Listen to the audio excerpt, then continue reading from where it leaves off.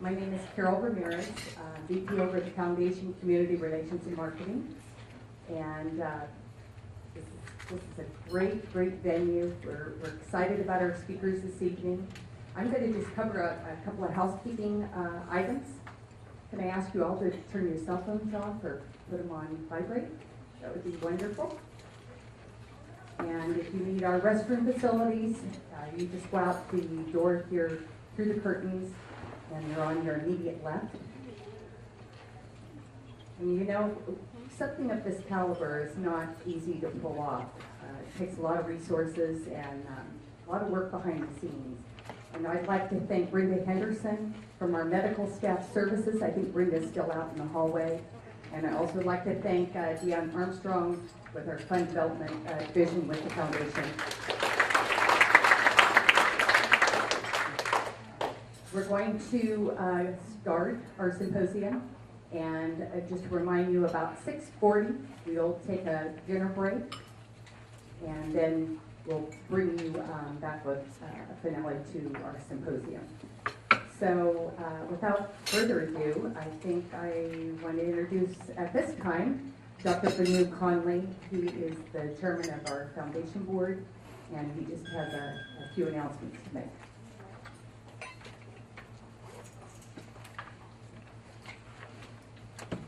Thank you, Carol. Good evening and welcome. Thank you for all coming and supporting this event, and I'm very pleased to present. This is one of the premier educational offerings annually. This is the 12th annual cardiac symposium, which is started with a lot of brand new information, and also to help us to navigate to practice evidence-based medicine mostly. And without further ado, I would like to thank our sponsors who have really helped us to do this.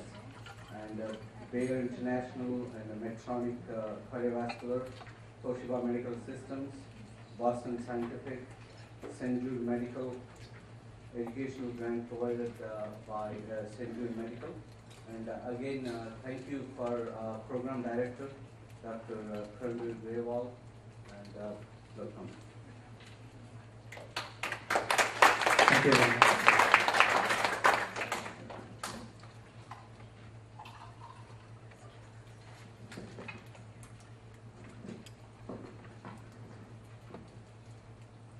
Good evening and good to see you all.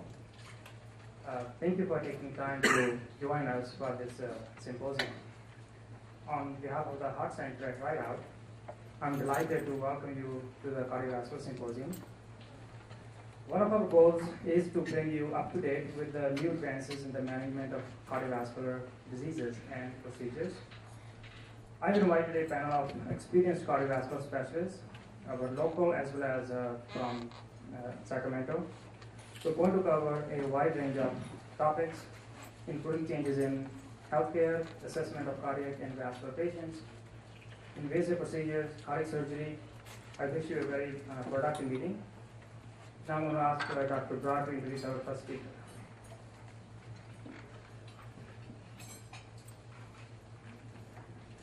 Hello, good evening everybody. I don't know if the next speaker needs an introduction. Dr. Grewal asked me to introduce Harry Hamilton, our CEO. And you know, there's a lot you can say. I don't know where to start, but let me tell you a little bit from a physician perspective. You know, when Terry took over, probably the physician and the hospital association was probably at the lowest ebb, you know. And I have to credit her for bringing about a sort of a understanding between the two sides. And a lot of physicians are aligned with hospital. And as the trends go in the future, I think this is where the trend is going to be. The hospital and the physicians will be associating with each other and possibly even cooperating on many other bases. The second thing, what I've noticed ever since Perry's taken over is the dramatic turnaround in the hospital, bottom line the finances, but more importantly, the whole, her whole dynamic. She's changed the dynamic in terms of quality. The last time I was in meeting with her, and she, hopefully I can share that, Terry sort of set out a very bold goal for us. We are going to be looking at mortality, basically cardiovascular mortality. Okay, and if we can improve mortality in our community, that's going to change everything from top to bottom in the hospital. So this sort of symposium nicely dovetails into what we plan to do. So I'll just invite Terry to say a few words on her own.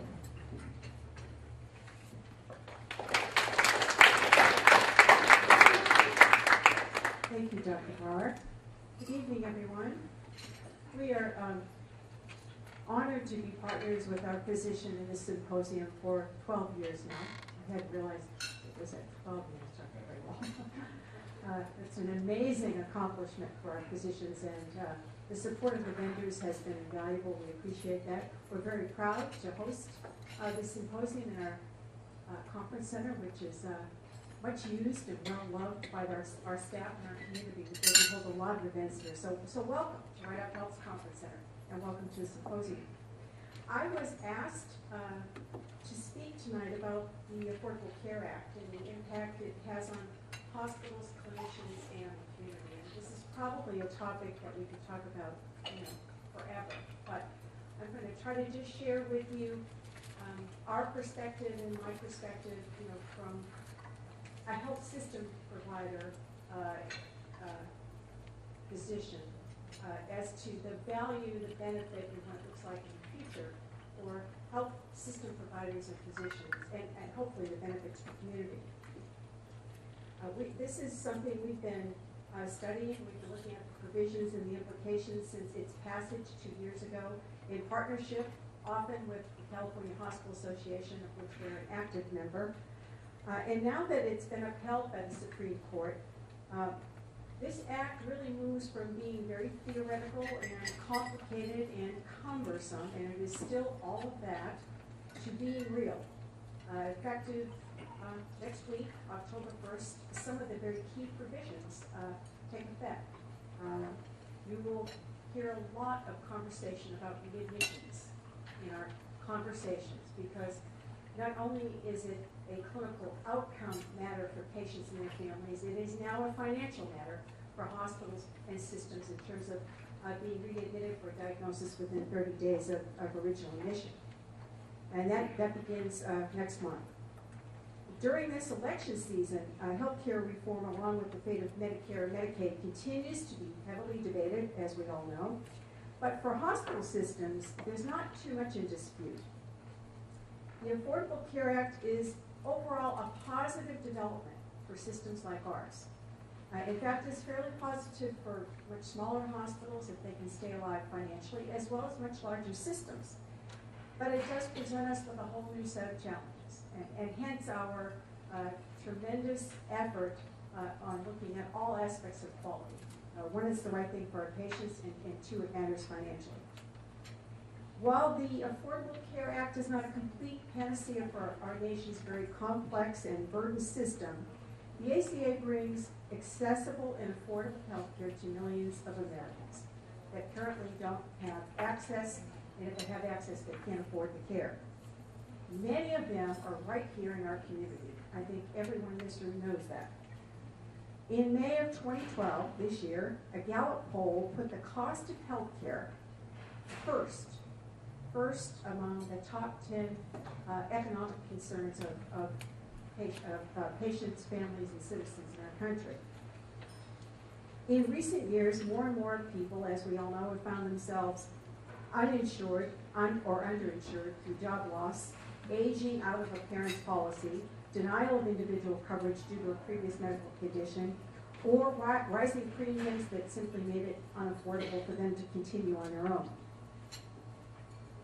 Right Up Health operates Unisider's only full-service acute care hospital and system, emergency department, trauma center, and many other facilities.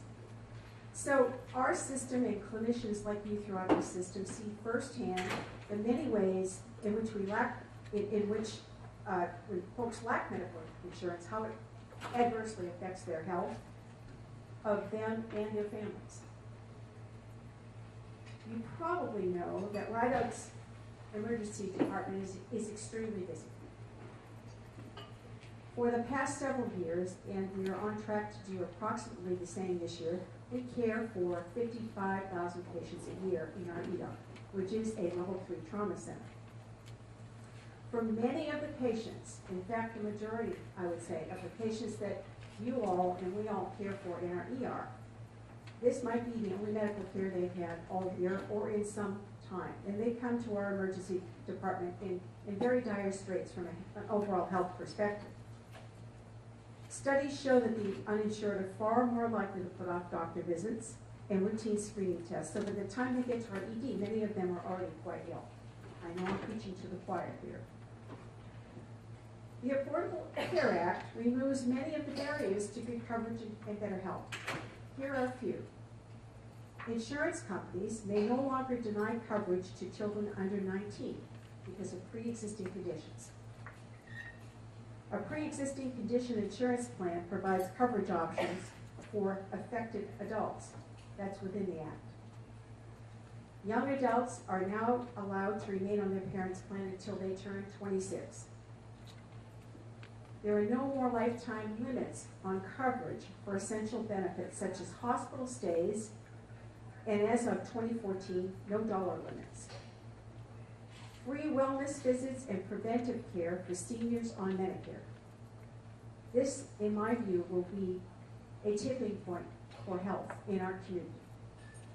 Now that we can care for people in their relatively healthy state and screen people and get some reimbursement for it, I think we will see more available providers being willing to do that and people staying healthier and hopefully out of the hospital. All new health plans must cover preventive services such as colonoscopies and mammograms with no deductible or copay. And in 2014, all have equity, premium equity, regardless of gender or health status.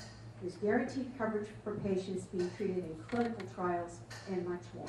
Those are just some of the key highlights from a community health standpoint that I think are important to share. Our mission is to provide compassionate and superior health care to everyone in our community, regardless of their ability to pay. In 2011 alone, we provided $49.8 million in healthcare services to uninsured or underinsured patients. But the need is greater than that. We haven't even seen all the patients that need care. And efficiency can stretch operating budgets only so far. With more patients covered by insurance of one kind or another, our finite resources will be redirected into other kinds of investments in the health of the community. A continuation of the upgrading of our facilities and infrastructure, enhanced IT and other enabling technologies, more training. You'll see a high emphasis and spend on training in the coming year and years. More staff, new clinical programs and patient services, including a comprehensive, aggressive approach to community-wide wellness. We virtually spend very, very little on wellness throughout our community, our system included. Prevention, detection, treatment, with these resources freed, and we can improve all three. Newly insured persons will mean new patients for the providers in this room. And our expanded networks of primary and specialty care and support services for them are being developed with this increased patient population in mind. Our goal is to give you all the best state-of-the-art setting in which we can to care for your patients and to free you from the non-clinical tasks as much as possible.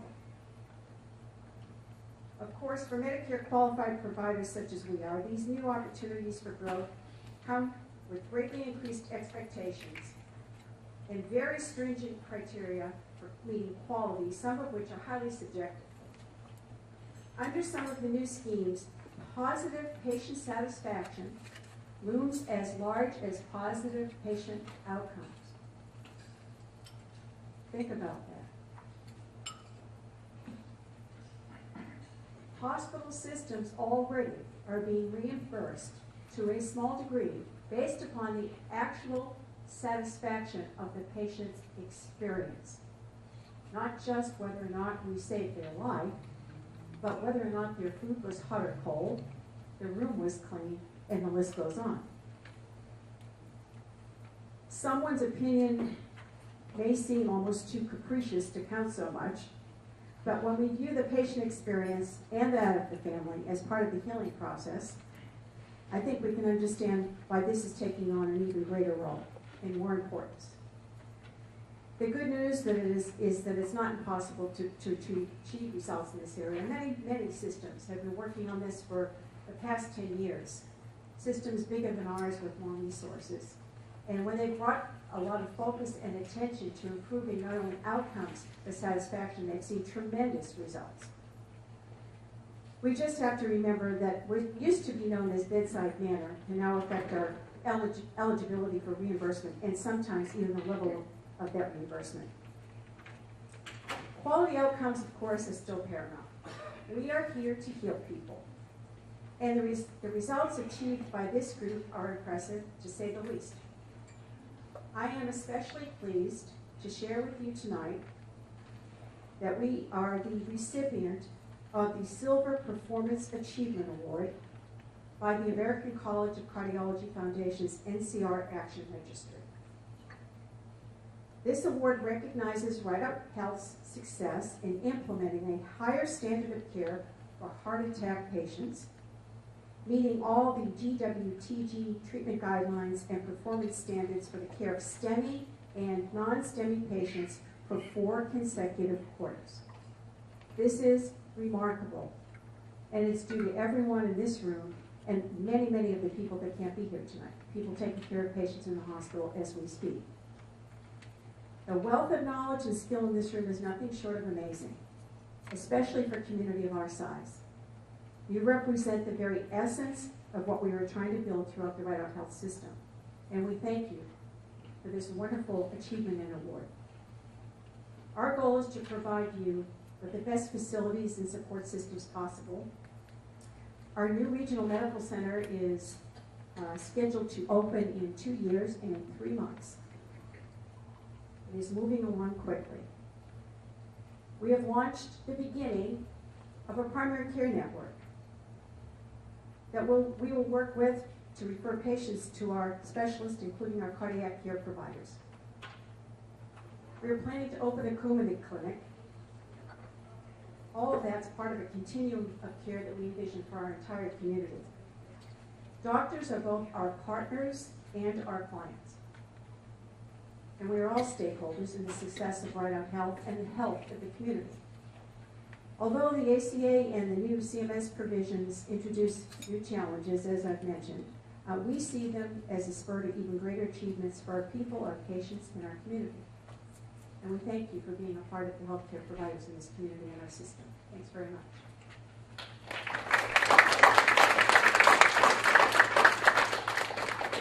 Thank you, Dave. We have a very tight schedule. We have 10 speakers, and so we're going to keep the introduction to very limited. Our next speaker is Dr. Broad, and he again needs no introduction. He has been in this community for over 10 years. He is also a board member for the Fremont Right Out Health Group, and he's going to tell us about coronary disease screening and evaluation. Dr. Broad.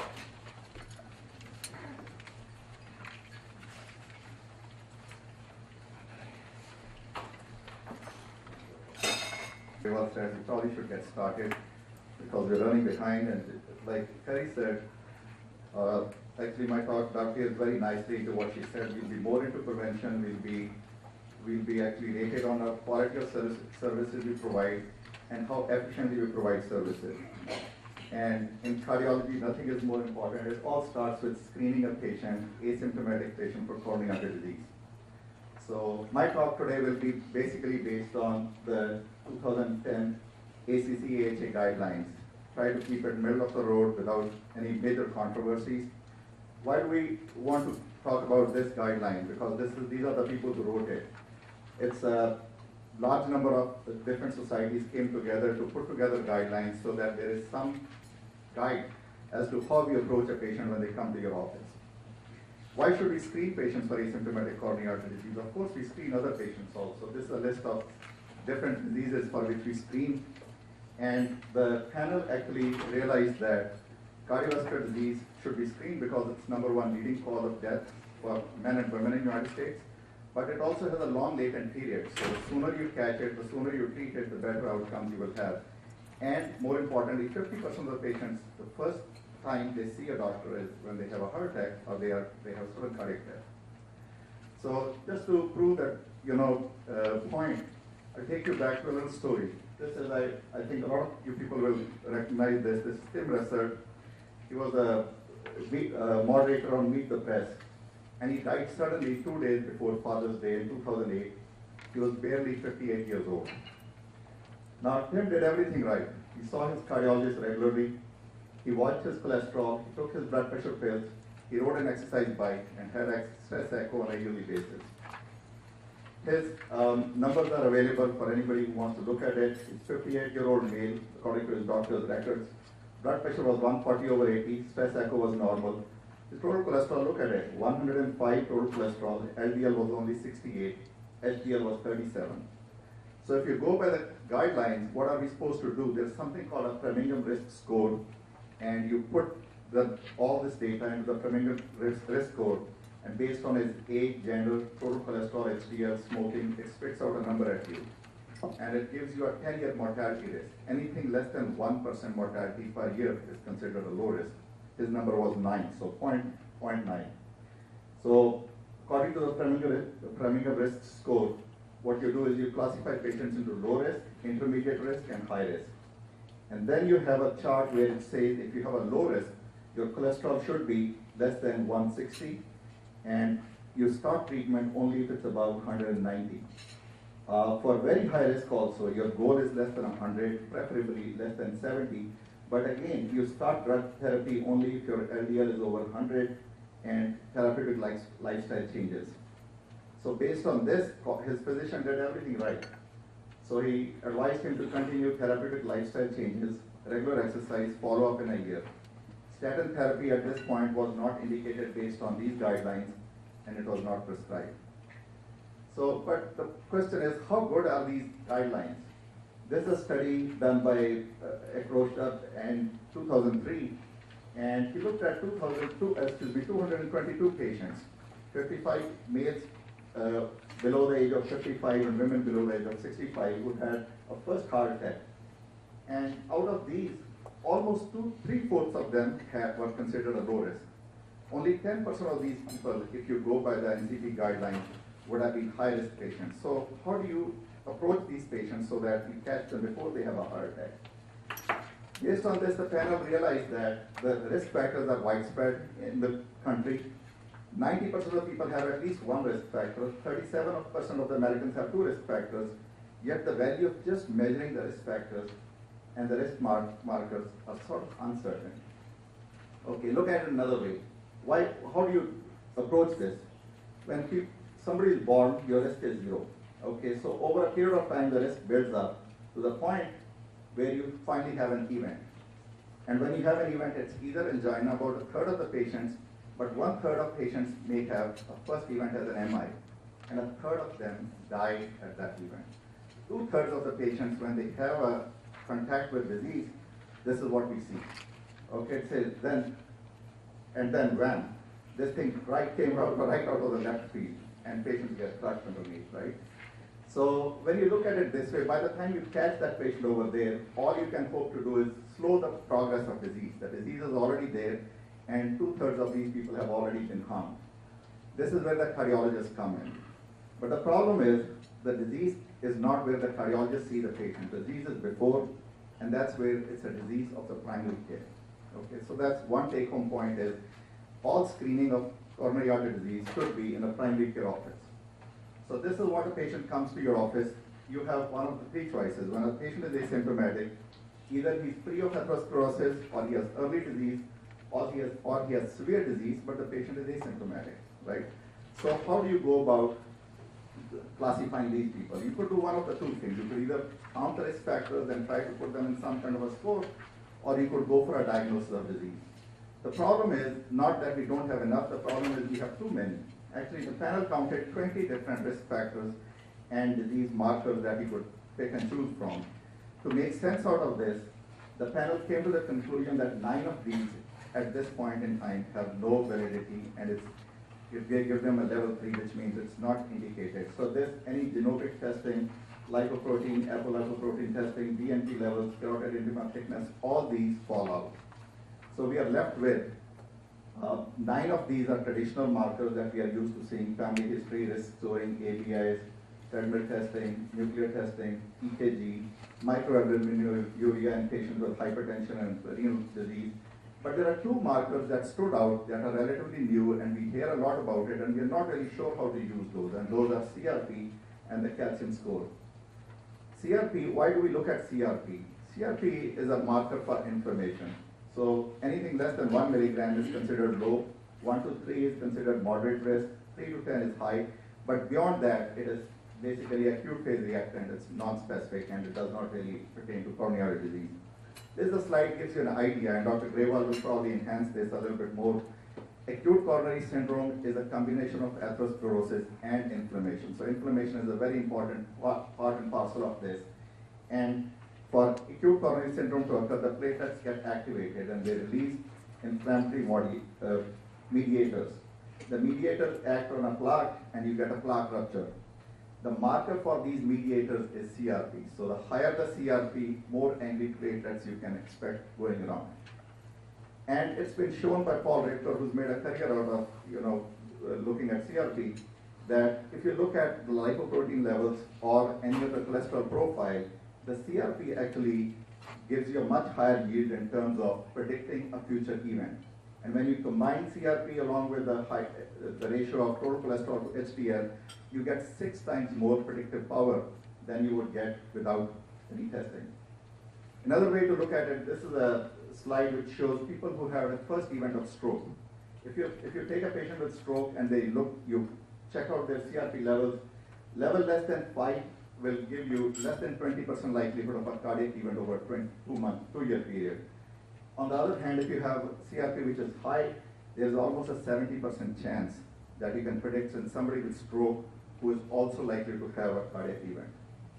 So you can take this model and then combine it with the Framingham model that we started in the beginning. And what it can do is you can combine CRP on one side and the Framingham score on the other. And it shows that if your CRP is low, even if you're on the high risk, your event rate is about 5% over a 10-year period. On the other hand, if you have a high CRP and you're still in the intermediate group, the yellow bar in the middle in the back, it's almost 50% risk. So combining a CRP level along with a Framingham makes both of them robust, gives you more specificity. Not only that, if you can lower the levels, if you can measure the levels, that's well and good. So what do we do about it? If you can lower the levels, the benefit you get out of lowering somebody's CRP is the same as lowering somebody's cholesterol down from 70 to below 70. And if you combine that, this is again another study in New England Journal of Medicine, the most benefit you get is people who have LDL less than 70 and CRP less than 1. Highest risk are those with a high LDL and high CRP. That's just the numbers, the exact numbers don't matter, but that's the take-home point. Based on this, they felt it was important enough to do a trial where you actually would go out and prove that somebody with a high CRP, if you can isolate those people and you treat it, if you could reduce events, that would be the gold standard. Mortality is the key. So this is a Jupiter trial done by Paul Richter and associates and published in New England Journal of Medicine. What they did was they took about 18,000 patients, and these were asymptomatic men and women, men over the age of 55, women over the age of 60, who had no cardiac risk markers, no cardiac disease. Their LDL was less than 130, so according to the guidelines, they did not need any treatment.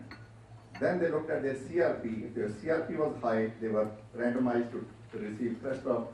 If their CRP was low, they were treated with the placebo. And in less than 2 years, what they demonstrated was that the primary endpoint, they caused a reduction of 53% in primary endpoint, which was myocardial infarction, fatal, non-fatal MI stroke, as well as mortality. So independently, they were all reduced, and coming back to mortality, 20% less likelihood of dying. These are asymptomatic patients, let me repeat again, whose only thing is the CRP is high. You do not have any other indication that these people have coronary artery disease. Very robust results. Okay, so the conclusion they drew was in this trial of apparently healthy people without any hyperlipidemia but with only elevated CRP, the rosuvastatin significantly reduced incidence of major cardiovascular events. So although we don't know which of these actually have disease, you actually reduce their inflammation and disease together to the point that you reduce mortality by 20%. How effective is that? If you look at primary screening, if you screen a woman, 20-year-old woman with a pap smear, screening increases their life expectancy by about 3 months. A mammogram for a 50-year-old woman increases only 0.8 months. Eliminating coronary artery disease entirely will add 39 months to a woman and 37 months to a man. And actually, this is not too bad when you compare it that way. Statin therapy for high CRP will add 10 months to a man's life and 7.9 months to a woman's life. So that's actually pretty decent results. But the thing is, can we do any better than that? Because a lot of people would meet the criteria for CRP, high CRP, and what do you do and how do you isolate? The second thing that you may have heard a lot of talk about is the coronary calcium scoring. What is calcium score? So basically, it's based on, the premise is that when you have a normal coronary artery, you have no calcium deposit in it. Initially, you have a plaque buildup and atheroma. Here I can use a pointer in here.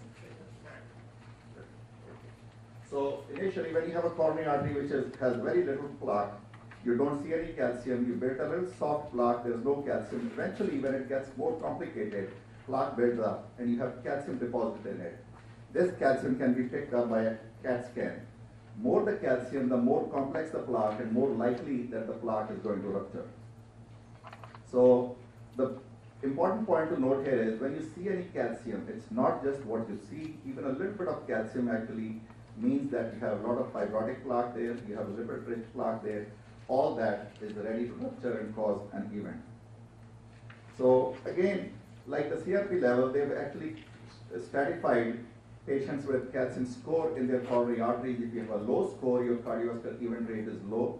If you have a score between 1 to 100, it's high, and so on and so forth. The higher the score, and there is no plateau there, it keeps going up. Another way of looking at it, if your score is 0 or very low, your event rate is 0. On the other hand, if your score is about over 1,000, it's about, there's a 70% chance of, there's a 70% survival drops down to 70% from 100% of those patients. So the warranty of a calcium score is this way. It has a good negative predictive value. If you have a high score, it may not mean much, but if you have a low score, your event rate over a 15-year period is actually close to somebody who has no disease at all. So good negative predictive value. And when you look at, that one of the criticisms that calcium scoring has had is that there are no outcome studies. And the best outcome I can tell you is this is a St. Francis trial, about 1,000 people, and they tried to do the same thing like the CRP. So if your calcium score was high, they were started on atorvastatin versus placebo. And what they demonstrated over 4.3 years was, yes, you reduced their cholesterol, you reduced the mortality by 44%, did not meet statistical significance. So the study technically, the idea remains there, but the study was negative. But what they did was, and this is a study published only a year ago, and this is based on the Jupiter trial. What somebody did was, there was a trial called a MESA trial where 6,700 patients were taken, their CRPs were measured, and they were stratified into high, low, and intermediate risk. And what they did was, they went back to those people and said, how many of these people will fall in the Jupiter category who are likely to have a high risk? Remember, if you have a low CRP, your risk is low. It doesn't matter if you're in Jupiter group or not. And over a 5.8 year follow-up, 47% of those people who were positive for Jupiter trial, so based on that trial you would have treated them, actually have a score of 0. So we know the 0 score means less disease. So you will probably have to treat 124 patients in that category to actually get one event right. In the intermediate score, there were intermediate group, there were 28% of the patients, and you needed to treat about 54 patients to reduce one event. But here, this is the key. Out of all those people who fell into the Jupiter trial category, 25% of them had calcium scores over 100, and that group had 74% of the events. So most of the patients who had events were already, you could randomize them based on their calcium scores. And if you treated only those people, you needed to treat 90 patients to reduce one event. So this is a better way of sort of stratifying patients with high risk if you combine both of them. So what they concluded was the calcium score seems to further stratify patients who meet the eligibility criteria for Jupiter, and focus of treatment on the subset of individuals with low LDL but with also measurable atherosclerosis might represent a more appropriate allocation of resources. That's where Terry's point comes in. Reduce overall healthcare cost and prevent the occurrence of similar number of events anyways. So you're actually reducing the number of cardiac events, but you're actually doing it more intelligently. So based on this, the ACC/AHA guidelines, what they say is, and now the guidelines say for calcium scoring, it's a 2A indication, which means you probably are okay to use calcium score in people who have an intermediate risk. Framingham score, intermediate risk. High sensitivity CRP again is probably indicated in everybody who falls in the Jupiter trial category, which again is male over 55, women over 60, whose CRP level is high. So when you come back to Tim Russert, his calcium score was 205, CRP was unknown. So who knows? So I'll leave you with the last slide. This is a saying from 2,600 years ago from an ancient Chinese text. It says, inferior doctors treat full-blown disease, mediocre doctors treat disease, superior doctors prevent disease. So this is where I'll leave you.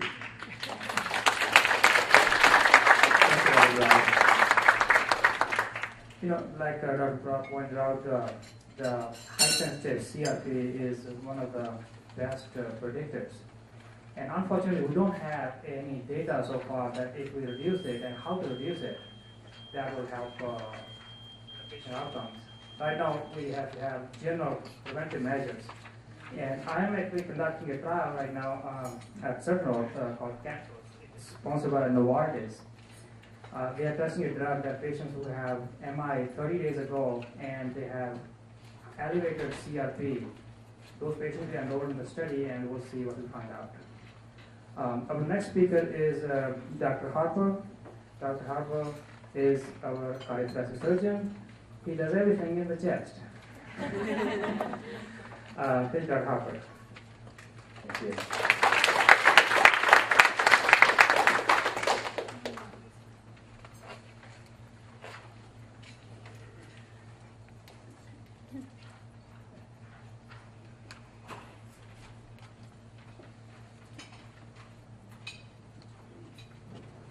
Hi, I'm so embarrassed because I changed my talk on the committee. It's no fault of the committee that on the schedule I'm talking about transmyocardial laser revascularization, but I'm so excited about this other topic I had to talk about it, so if you forgive me, I changed it. And if the slides are correct in the booklet. I'm going to talk about regeneration for Generation X. I'm a baby boomer. Thank you very much. Dr. Griffith is a baby boomer because he's much older than I am. But this is heart surgery for the next generation. I'm so excited about this topic because when I was a resident some time ago, we talked about the future, and I remember one of my professors telling me that one day we're going to just take a heart off the shelf and put it in a patient if they needed a new heart. But that's not going to be the case. I think it's going to be, if you need a new heart part, we're going to grow it. Yeah, so let's start from the beginning. Regeneration for Generation X, and that's a lot of Generation Xers out there on my heart team, right? All right, so basically, what we have here is a patch of material we call it core matrix. It's really extracellular matrix. And basically, extracellular matrix is obtained from the submucosa of the small intestine of pigs. Yes, tonight I'm going to talk to you about chitlins. Or some people say chitterlings. Okay, you guys don't know what that is. Who's from the South, please? Thank you very much. You know what that is. But basically, if you look at intestine, you have the mucosa, and then you have the submucosa. Well, the submucosa happens to be very strong. It's a complex matrix of collagen. And if you take it out, you can It's really thin, but you can try to tear this stuff in, and it's very difficult to do that. And someone's going to ask me what it's made out of. Well, it has all this stuff in it. Collagen, glycosaminoglycans, glycoproteins, proteoglycans, and growth factors. But again, if you look at it on the microscopic level, it's like a scaffold. It's a scaffold for cells, because when you have this matrix, you can have cells that can migrate, and then they start to collect on this matrix, and they begin to form whatever they are next to. So you can put this material on a body part, and it will start to regenerate that body part. So let's talk about some non-cardiovascular applications first. I might not have the best talk, but I have the best slides. Look at that. Dr. Broad didn't get that reaction, although it was excellent talk. So this is a third-degree burn from steam. And this is the application of the extracellular matrix. And you can see over time, this begins to epithelialize until you have, remarkably, a hand that even has fingerprints. Now, is that cool or what? That's pretty cool. All right, so this stuff is acellular. It's not cross-linked. Cross-linking happens when something like formaldehyde is applied, or other treatments like we do with heart valves now, for example, tissue valves. It retains the specific composition, enables patients' own cells to effect repair, is resistant to infection, has rapid revascularization, and is site-specific tissue repair and remodeling. This stuff has been used in a number of different specialties, and there are a lot of papers published even using humans, and 261 of, in fact. So it's not old, it's just coming into fruition of the various things that you can use it in. Different parts of the body that you can use extracellular matrix, but I want to talk to you about the cardiovascular system. So first I want to talk to you a little bit about carotids, because Dr. Macbeth is going to follow me and talk about carotids, so I figured I had to throw something in there to help him. And if you look at a sheep model and you put this patch in, this is the extracellular matrix patch, and look at it after 7 weeks. Here are the sutures, here is the native endothelium, and this is the matrix. This is the formation of new tissue. So let's look at pericardial reconstruction and cardiac tissue repair, my favorite subject, because in the operating room, we used to never close the pericardium after heart surgery in general, because it can create a state of tamponade. And so if you close the pericardium and blood collects around the heart, compresses the heart, that's not a very healthy situation.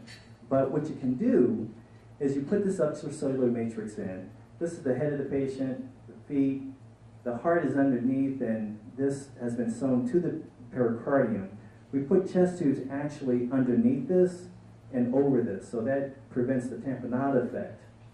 The chest tubes you can see coming out this way, and also the pacing wire is kind of hard to see in that picture. But if you look 12 months down the line, usually a redo open heart surgery is very, very difficult, lots of adhesions in here, but now you can see the neopericardium, it just literally peels off the heart. And so it makes a redo situation a lot easier. These are CT scans, 3D CT scanning and a regular CT scanning. And I know it's hard for you to see, but you can see the neopericardium forming. A situation in which people have to go back into the chest very frequently is in the neonatal arena.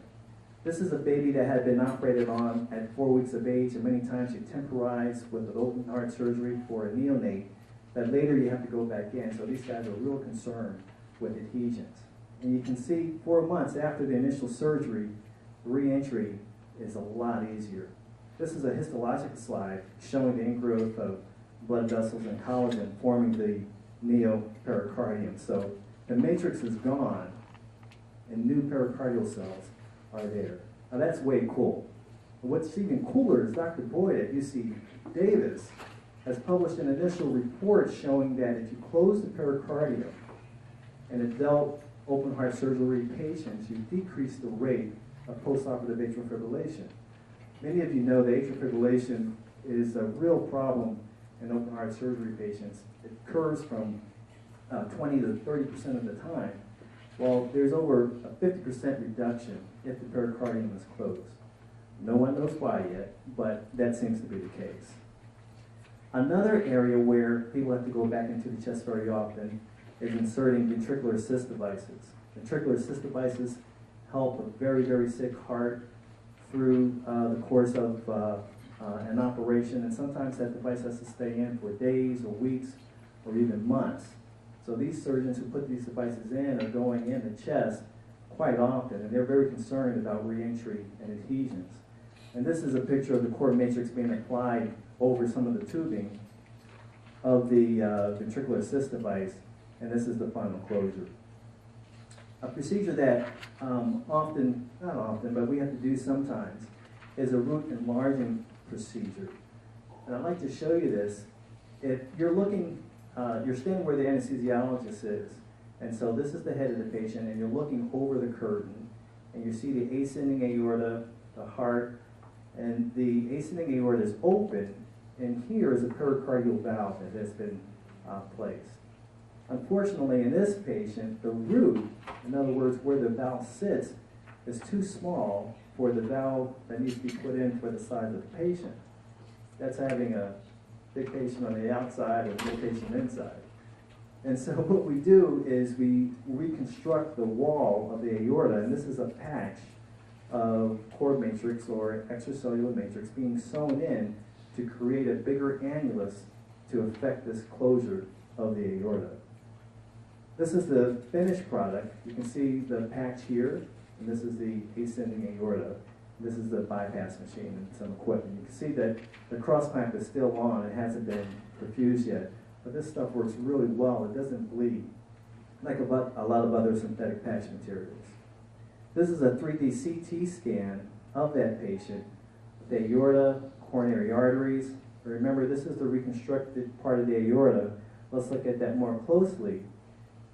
It's very hard to tell where that patch was, even looking at it very closely, and these arrows outline where the cord matrix was. So that cord matrix was no longer there. It's replaced by aorta. Now that's pretty cool for a Friday night, isn't it?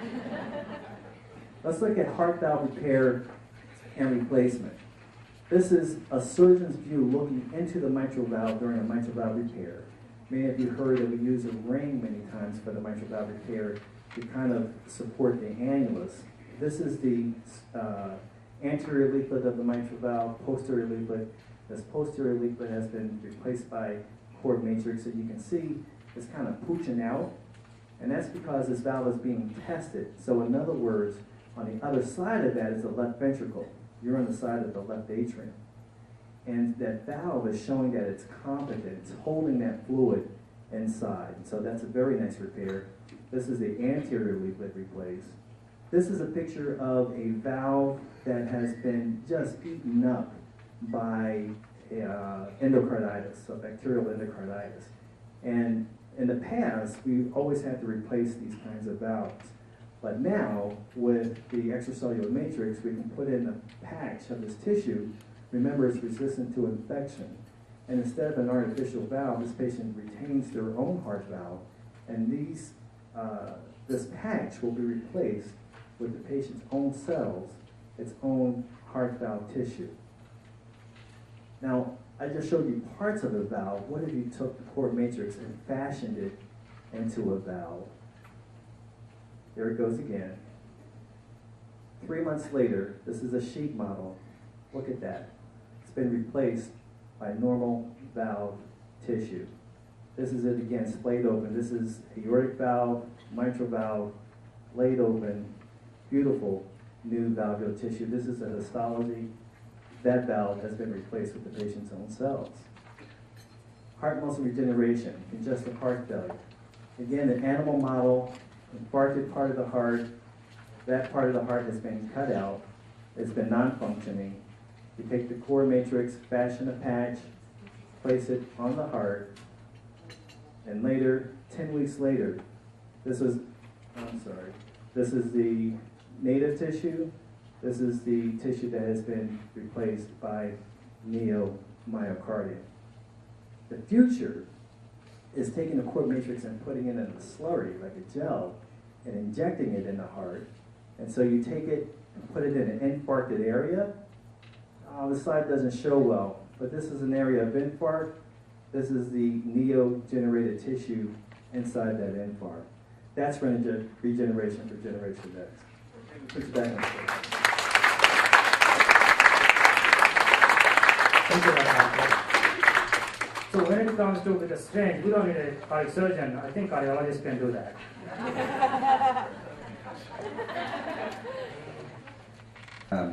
First thing, I can't work the computer and find the program that's supposed to be there, so I'll let our reader do that. My slides aren't as exciting as Dr. Harper's, but I would tell you that from carotid surgery, we have now moved to using core matrix as our patch of choice for those, and we sort of evolved from using saphenous vein, the Gore-Tex, the Dacron, to bovine pericardium, and now using a core matrix as our patch. I don't have any financial disclosures, but I'm open to any offers. I've been doing this for a little while, and I've performed a number of carotid surgeries, and I've done a fair number of carotid stents. And I'm really looking at trying to provide some information about the current status of carotid stenting and carotid surgery and where we are in 2012 and what the patients should be looking for, what the primary care physicians should be looking for as directions to send their patients in. I think more than any of the numbers, I think one of the important things, while I was in Stockton, we formed one of the first collaborative endovascular departments in California, in which we actively included vascular surgery, cardiology, and interventional radiology into the department. We standardized credentialing, we standardized peer review, and we standardized outcomes reporting across all of the different interventions that were done between those disciplines for the particular disease. We started doing carotid stenting in 1999. We formed under our IRB a feasibility study to see if, number one, carotid stents could be done in the community safely, what were going to be our indications for carotid stenting, and how we were going to proceed. We were then subsequently asked to be members in several of the randomized clinical trials, as well as some of the trials for the high-risk registries. And finally, we were asked to be, and I served as the primary investigator on the randomized clinical trial, the CREST trial, which is the largest randomized clinical trial in the treatment of carotid disease so far. We culminated in publishing a paper in 2002 in which we looked at our results doing carotid stenting in a community environment. And at that time we were doing carotid stenting without distal protection devices. So we were really looking at doing stenting sort of naked at the time with no protection and comparing it to the local results with carotid surgery. And as a result of that, St. Joseph's was selected as the only site in Northern California, not Davis, not Stanford, not UCSF, to participate in the CREST trial. A couple of clinical disclosures. I firmly believe in carotid endarterectomy. I think it is still a good operation. I think it has an important place in the treatment of carotid disease and should be done by experienced surgeons with documented excellent results. I also firmly believe in carotid stenting for the treatment of carotid bifurcation disease, and again should be done with experienced interventionalists, again with documented excellent results. I think the thing that's unknown now that has changed, and has changed since the beginning of carotid surgery, is that our medical care for these patients is much better. We have a much more to offer patients from a medical therapy standpoint, and we don't have any current studies that have looked at comparing carotid stenting or carotid endarterectomy to our best medical care. And I think that that question still has yet to be answered. I think it's mandatory when we start looking at using carotid stenting in the community setting as well as the university setting, that we have to have a local or regional vascular registry as well as a national registry database for all vascular procedures, so that we can look at the numbers and decide in an evidence-based way, are we doing something really beneficial for the patients or not? No disease process that humans have has been as extensively studied and scrutinized as carotid disease. And in the words of the famous John Wayne, we ain't done yet. I think the studies are still going on, and we still have more studies that are going to continue to be done about carotid disease. Currently, carotid stenting had to undergo several approval hurdles to jump through. One was the FDA. The FDA had to approve stents and distal protection devices for carotid stenting, and then Medicare had to say whether or not they were going to pay for it. So the FDA came out with guidelines, and CMS came out with guidelines. This talk is going to look at a consensus of the recommendations made based on the results of the studies and those guidelines, so that the primary care physicians can have an idea of what direction to send their patients in, and also to give a little bit of a perspective on perhaps the future treatment of carotid disease. The FDA looked in the late 1990s, early 2000s, at approving stent and distal protection devices in the United States. Carotid stenting was already being done fairly widely in Europe at that time, but it was just moving into the United States. The FDA decided that they would approve a limited number of systems to be included in high-risk post-marketing registries, and they set out fairly stringent criteria for inclusion of those patients in those registries. Those registries generally were done under IRB protocols, either at local hospitals, more commonly at university centers. Asymptomatic patients had to be considered high risk for carotid endarterectomy and had to have greater than or equal to 80% stenosis. Symptomatic patients, again, had to be considered high risk for surgery and had to have 50% stenosis. Medicare looked at this and they said, well, as long as they're being done under IRB, we'll pay for it. If you're going to do these carotid stents outside of IRB, if you're going to try to get them past us outside of any trials, we're going to have some other criteria for you to look at. First of all, the patients had to be symptomatic. The patients had to have some type of hemispheric symptoms or amaurosis fugax. Patients had to be prohibitive surgical risks, and that had to be declared by a surgeon. It couldn't just be declared by anybody. They changed the numbers, however. They went from 50% and put it at 70%, and this became a very controversial problem in the different groups of physicians performing carotid stenting. They stated that cerebral protection devices had to be used, and the disease had to be able to be treated with a single stent. If the patients had strokes, the strokes had to be limited, and that the carotid stenting had to be done in a CMS qualified center. And after that, then all cases had to be registered in a central database. The Society of Vascular Surgery is the largest vascular surgery in the United States, and it created a central database for carotid surgery and endovascular treatment of carotid disease.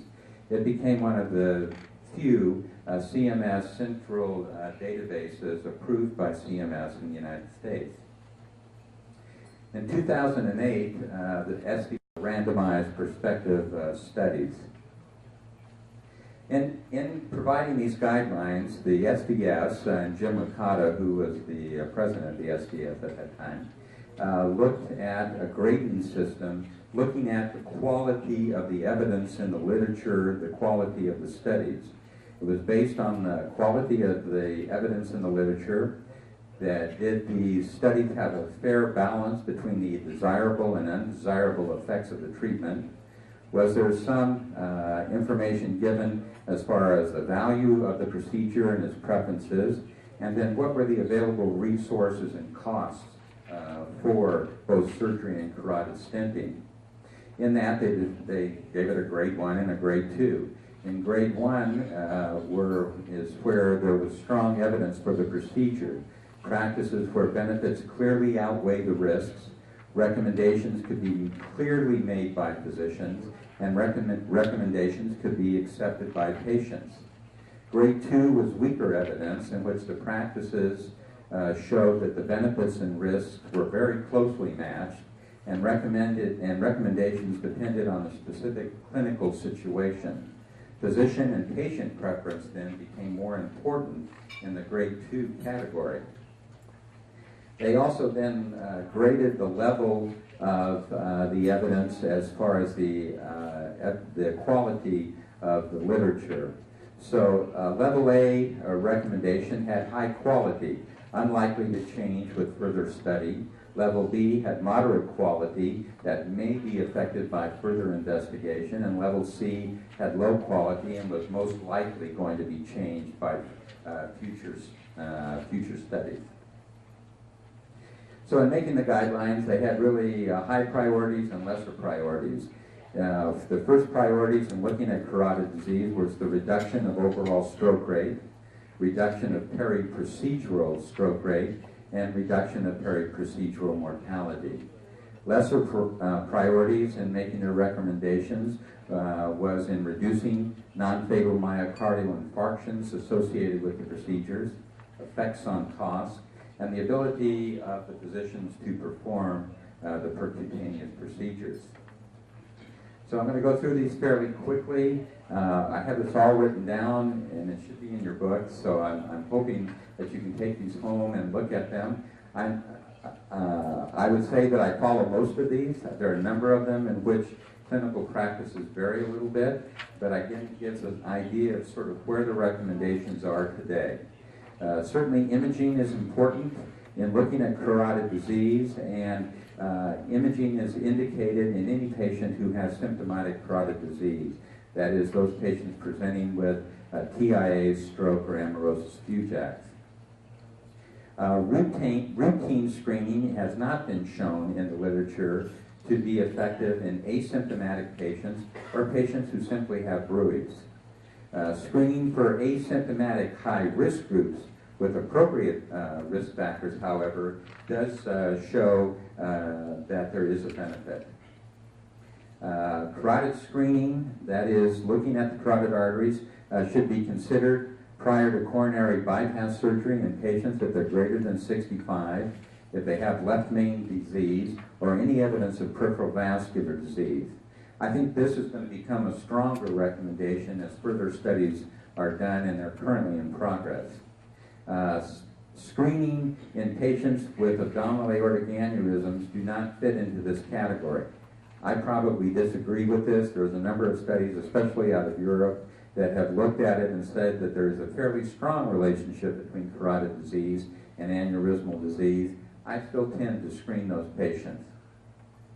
Carotid screening is not recommended for patients with prior head and neck radiation. The utility of intervention and lack of symptoms have not been clarified. I think that this, again, is another subset with larger numbers may change with further studies. Carotid ultrasound is considered to be the number one screening tool, diagnostic tool, and it's certainly the number one tool in looking at patients who are asymptomatic. When carotid ultrasound is not diagnostic or shows intermediate severity of 50 to 69%, then MRA, CTA, or digital subtraction angiogram should be considered. And I don't know how many of you get carotid ultrasounds on patients, but that 50 to 69% number seems to come up quite a bit in the reports that we see.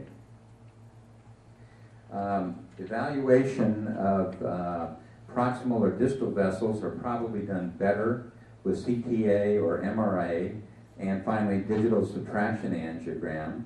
Certainly CTA is a better study if the vessels are very calcified.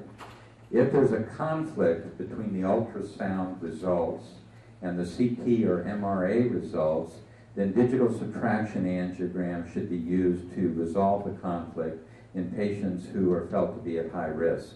Digital subtraction angiogram, conventional angiograms do carry a small risk of stroke, a small risk of peripheral complications, so it has not been labeled the study to go to every time you suspect carotid disease. Certainly post-operative patients should be considered for digital subtraction angiogram, and if there is a primary closure following carotid surgery, then follow-up imaging is required. We've had patients who have had thrombosis of their carotid artery stents after they've been put in. We have seen this thrombosis in follow-up images.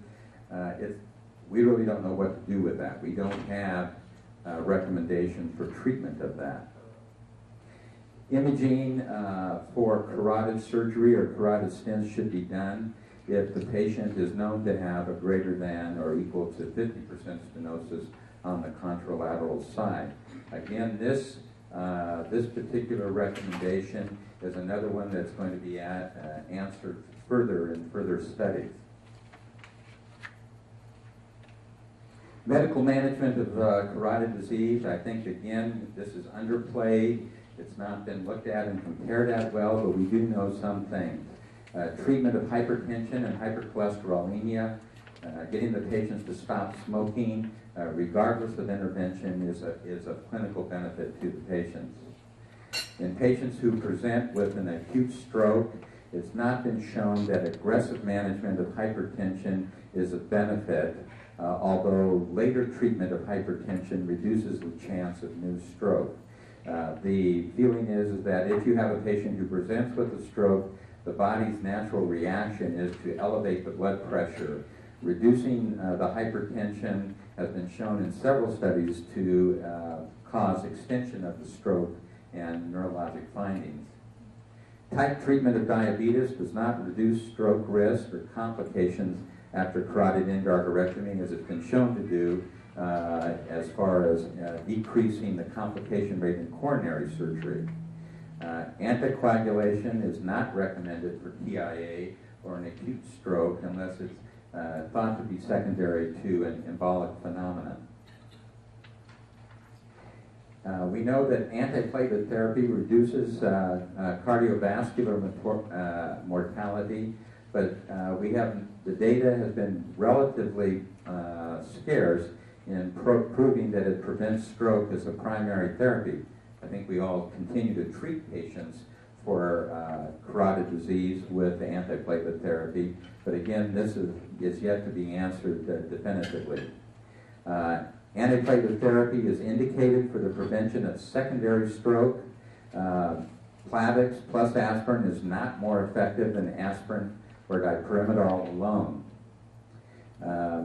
It's important prior to carotid endarterectomy that the blood pressure be controlled, the patient be on beta blockade, and be on statin therapy, and this evidence is pretty good.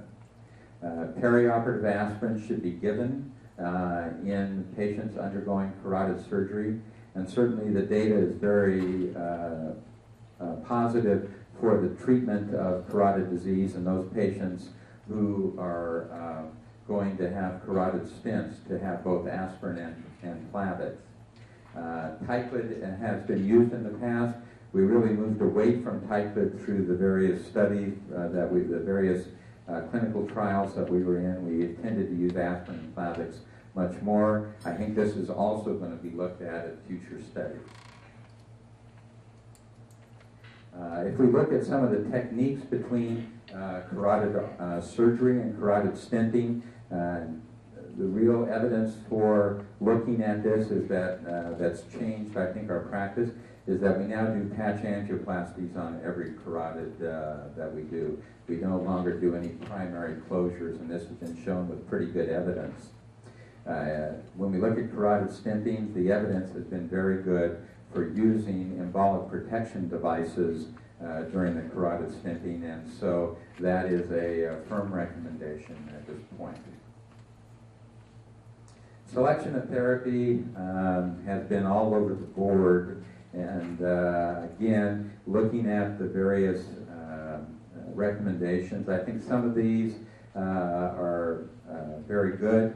I think some of them are still questionable and still going to be looked at as some other studies are done later on this year and going into the next 2 years.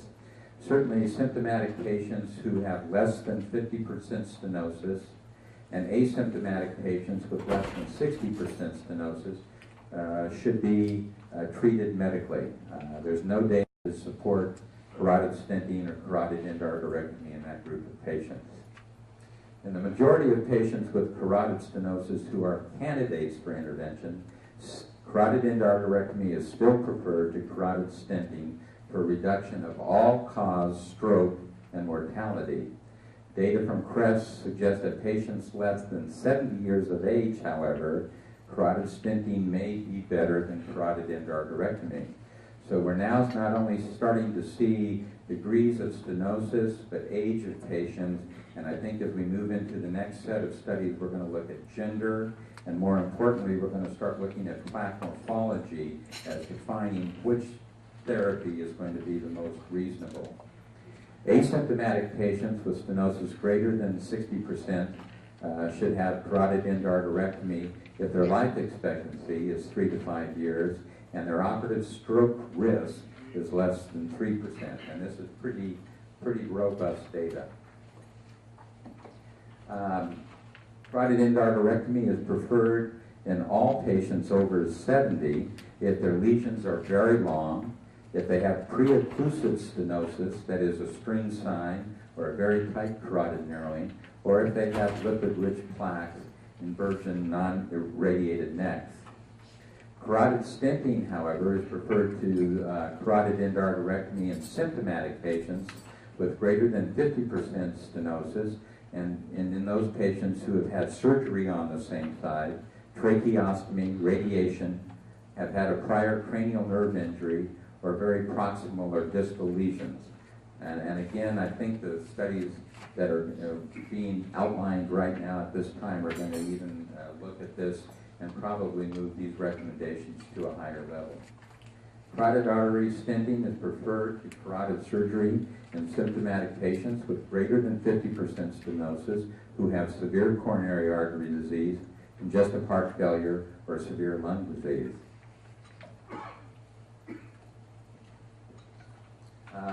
In asymptomatic patients, high risk for carotid surgery probably should have medical management at this point. Carotid endarterectomy is only considered if the morbidity and mortality of the surgery is less than 3%.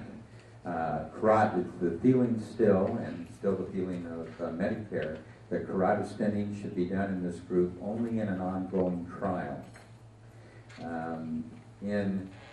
But at the same time, there's data that suggests that carotid artery stenting and carotid endarterectomy for asymptomatic patients with stenosis 70 to 90% are equal, but that the operator needs to be experienced with a combined stroke and death rate of less than 3%. Some of the unusual situations that look at carotid disease, patients with strokes less than 6 hours need to be treated as they are in our hospital at a stroke center with interventions including local and systemic thrombolysis. Patients presenting in greater than 6 hours should have delayed carotid endarterectomy, but not necessarily out to the 4 to 6 week range that we normally have listed in the past. That these patients can be treated within 2 weeks and treated safely. Carotid endarterectomy should be used for patients who have crescendo TIAs, that is, a neurologic event that occurs, goes back to normal, occurs again, goes back to normal, but is happening in a staggered fashion. That's in deference to a patient who has a stroke in evolution, who never goes back to normal, but the stroke continues to get worse. If we have patients who have an acute stroke after carotid endarterectomy, for instance in the recovery room, emergent imaging is required, and if we do see thrombosis, then those patients should be re-explored immediately. If we have a stroke after thromboendarterectomy, the imaging shows no thrombosis, a CT is done to show that there's no hemorrhage in the brain, then anticoagulation at that point may be helpful. We really have no recommendations at this point for the treatment of acute stent thrombosis. Some of these other things, such as ipsilateral carotid occlusion, is a patient who presents with an occluded internal carotid artery but is having symptoms on that same side. Those patients will benefit from a common carotid endarterectomy, an external carotid endarterectomy, and exclusion of the internal carotid artery, which is creating sort of a blind ulcer there where clot and debris accumulate and then are embolized up the external carotid system to the brain through collaterals. Patients who present with carotid dissection should be considered for antithrombotic therapy. If they continue to be symptomatic, then PTA or stenting should be considered. Certainly in our patients who are undergoing coronary artery surgery and are symptomatic from carotid stenosis, probably should have a carotid endarterectomy prior to the coronary surgery, and again we sort of discuss that a lot with our heart surgeons. Patients with bilateral asymptomatic stenosis that is very severe, pre-occlusive, the 90% stenosis, should have carotid endarterectomy prior to their coronary artery surgery. If we look at some of the perspectives of this, the recommendations are based on trial data and review of data submitted to the SDS, which include out-of-trial results, other patients being done around the United States out of trial. The CREST trial was the largest trial, was randomized and prospective, comparing carotid stenting to carotid endarterectomy. And the CREST trial showed that carotid endarterectomy and carotid stenting were equal in its endpoints of disabling stroke and death. If we look at clinical groups of patients, and we look at symptomatic patients, asymptomatic patients, patients younger than 80 years of age, and patients greater than 80 years of age, you can see that there was really, they were very close in their results in looking at the primary endpoint rate between carotid artery stenting and carotid surgery.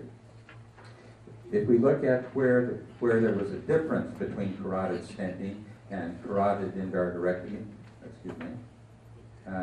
it was in the minor stroke category. This was in patients who had a minor stroke with their procedure. This was higher in carotid stenting and approached significance in the study. If we look at myocardial infarction, it was higher in patients who had carotid surgery as compared to carotid stenting, and again, approached significance. So carotid artery stenting was higher in non-disabling strokes than carotid endarterectomy. Carotid endarterectomy was higher in non-fatal myocardial infarctions in carotid artery stenting. In asymptomatic carotid stenosis, I think we're going to find that both are going to be equally applied as primary treatment. Again, I believe we are headed towards looking at plaque morphology, which may dictate the choice of carotid endarterectomy or stenting. The durability of carotid artery stenting is still in question. We have some very poor European data that shows a 14% recurrence of stenosis, but these patients only had balloon angioplasty. They did not have stents placed. I think that carotid artery stenting is complementary to carotid endarterectomy with similar results in a large number of patient subsets. as we move through and as the data emerges, I think that carotid artery stenting is going to become more patient and physician-driven. Stents and distal protection devices are constantly improving. I think that Medicare probably, I think they may well choose to include asymptomatic patients in their coverage. I think just as important, medical therapy data and results are improving dramatically. So I think we need a prospective randomized trial comparing carotid artery surgery, carotid artery stenting, and best medical therapy. And that basically is what is the makeup of the trial that is currently being constructed, the CREST-2 trial. And hopefully we'll have that data soon so that we can see where medical therapy fits in to the treatment of carotid disease. Yes, that's me.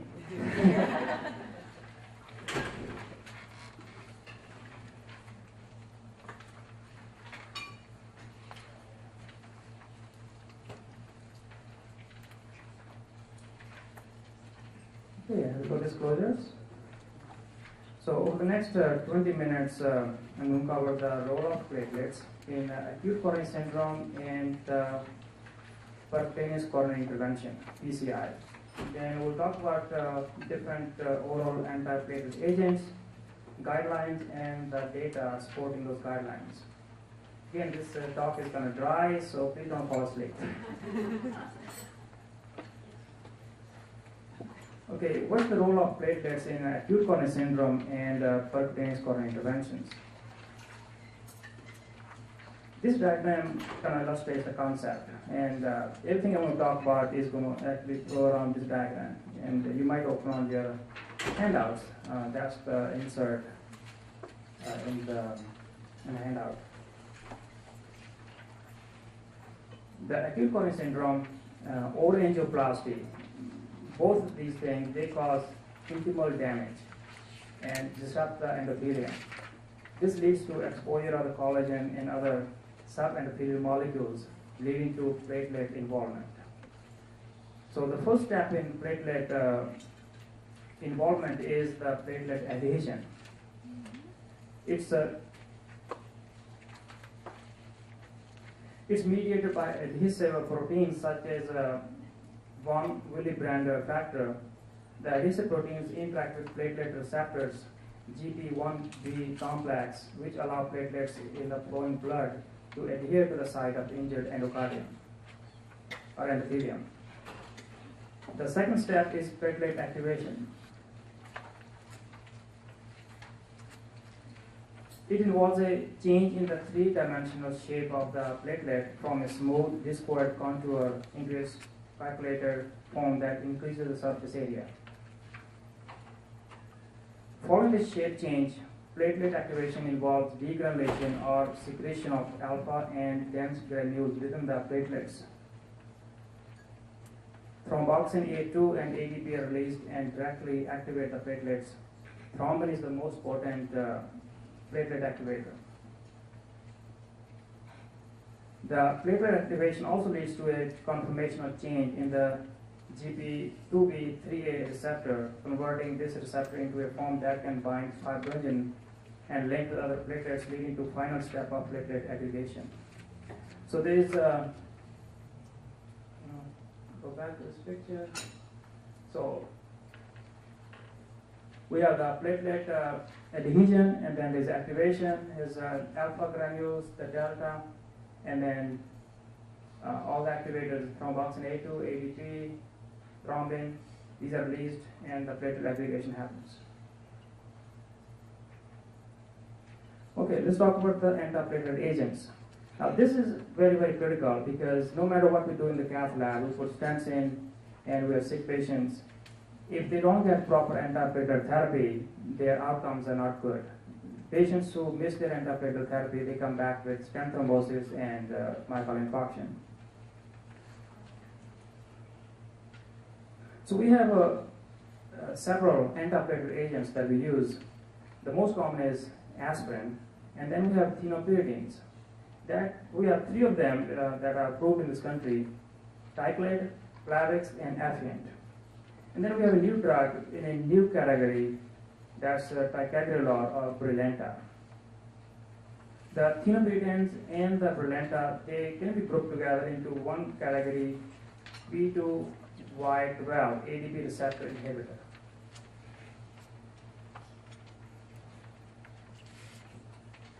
So let's talk about the aspirin. It's simple. We don't think about it, what it does and why it does and how we can make it more effective. So normal platelets have an enzyme, cyclooxygenase 1, which converts arachidonic acid to prostaglandin H2. The prostaglandin H2 is then converted into thromboxane A2. Thromboxane A2 promotes platelet activation through binding with the thromboxane A2 receptor on the platelet surface. Aspirin inhibits the platelet cyclooxygenase 1 enzyme by irreversibly acetylation of the amino acid serine at position 529. Platelets are unable to generate new cyclooxygenase due to lack of nucleus. Thus, the enzyme inhibition lasts for the life of the platelets, which is 8 to 10 days. A competing effect of aspirin occurs in the vascular endothelial cells, where aspirin's inhibitory effect of cyclooxygenase prevents the synthesis of prostacyclin. Now, in contrast to thromboxane A2, which promotes platelet aggregation, prostacyclin inhibits platelet aggregation. However, the endothelial cells have nucleus, they can recover the cyclooxygenase synthesis, so that inhibitory effects of aspirin are of shorter duration than its effect on the platelets. And the net effect is that aspirin inhibits platelet activation and aggregation. Here are some of the trials looking at, initial trials looking at the doses of aspirin. As you can see, less than 75 milligrams is not very effective. Anything over 75 is effective in coronary syndromes. Okay, let's now talk about the thienopiridines. Again, like I said, there are three of them: ticlopidine, clopidogrel, and prasugrel. We don't use ticlopidine much. Thienopiridines, how they act? They irreversibly inhibit the platelet ADP receptor P2Y12 and prevent the binding of ADP to the receptor. So that's where they are. They also inhibit the activation of GP2B3A receptor into a form that can bind fibrinogen and link platelets. So not only thienopiridines are more potent and act on the ADP receptor, but also they have some role in the GP2B3A receptors.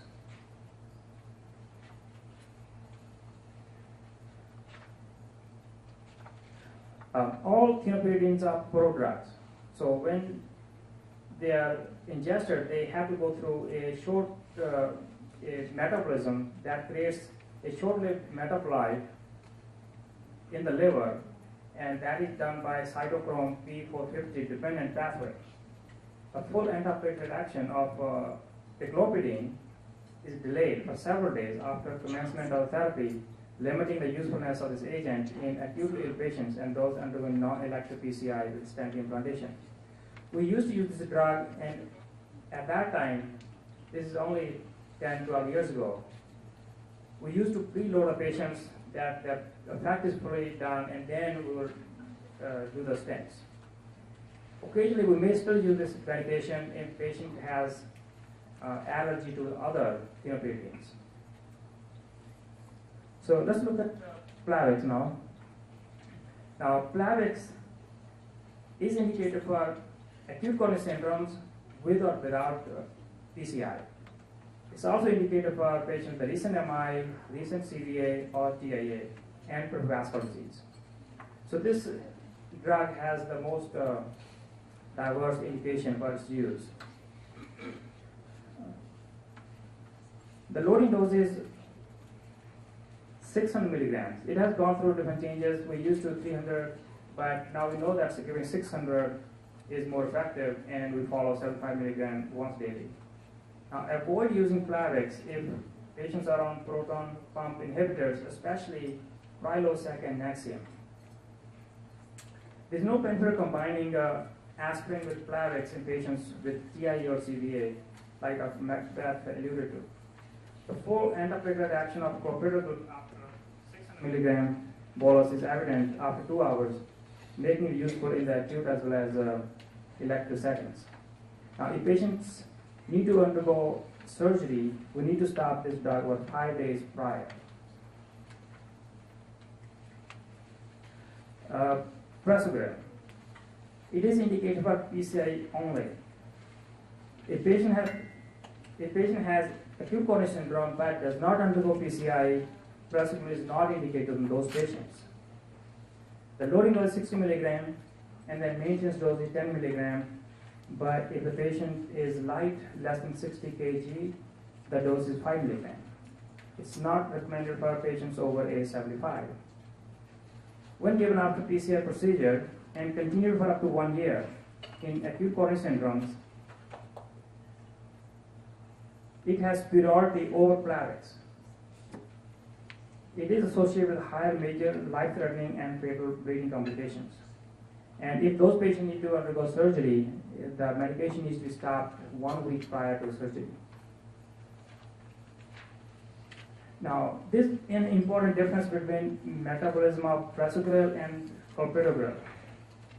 It is that the significant portion of Plavix is deactivated in the early stages of its metabolism, resulting in less availability of the active metabolite. Ticagrelor, Brilinta. Now, this is not a thienopyridine, even though it seems like it's one of those drugs. The reason is it's not a prodrug. So when you ingest it, it is effective. It does not require metabolic activation through an active metabolite, but it does have an active metabolite that has features similar to the parent drug and actually contributes to its overall effect. It is approved for acute coronary syndromes with or without PCI, just like Plavix. Irreversibly, it binds reversibly. Now, the other two drugs have irreversible binding, but this is a reversible binding. And it attaches the same platelet ADP receptors. The half-life is 7 to 9 hours, and the loading dose is 180 milligrams with maintenance dose of 90 milligrams twice a day. So this is the only drug that's twice a day compared to others which are once a day. If combined with aspirin, aspirin dose must be less than 100 milligrams. Otherwise, its efficacy is abused. So you might have seen in our patients that we started giving everybody 81 milligram aspirin now, no matter which thienopyridine or Brilinta they are taking. This makes it easy and we know it's equally effective. So if there's any patient that is taking more than 81 milligram and are on Brilinta, we need to change that.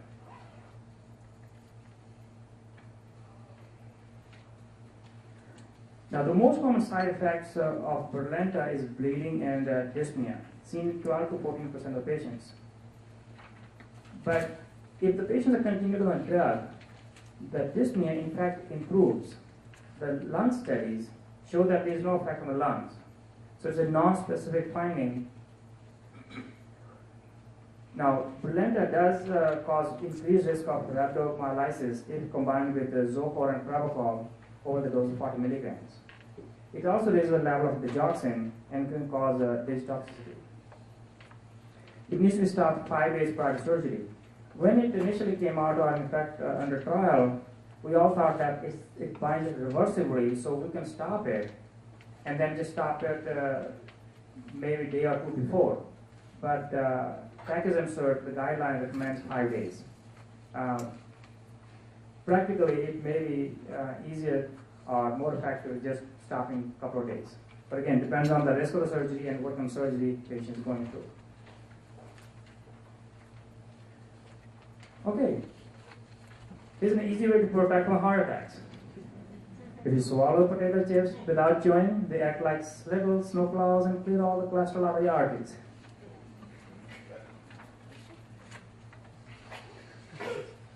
Okay, we have these data slides, which I'm going to skip, but you have copies of these to support what we just talked about.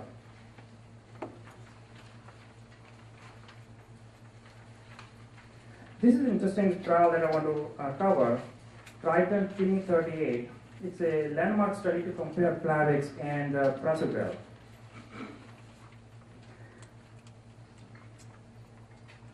Now this slide shows the benefit of prasugrel over Plavix.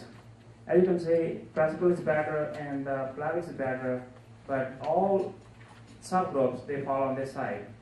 But the most benefit you can see is in the diabetic population. But again, it's beneficial in all the patients.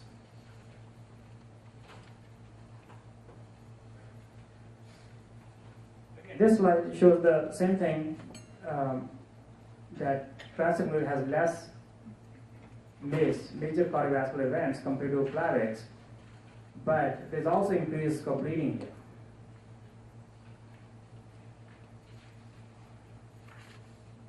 Now, this shows the timing of the benefit. As you can see here, with the loading dose, the benefit is seen on day number 1. So when patients are loaded with prasugrel versus Plavix, they see improved outcomes from day number 1. And this outcome continues to improve over 15 months.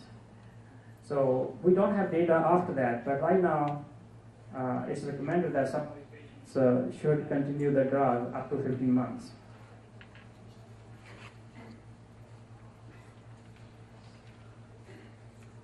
In diabetic subgroups, again, the difference is even more. But interestingly, there's no difference in the bleeding complication in diabetic people. So that's really helpful to know that patients who are the highest risk, in fact, don't have increased bleeding risk, and they derive the most benefit. In patients with STEMI, again, there's a big benefit, but there's also not increased risk of bleeding complications.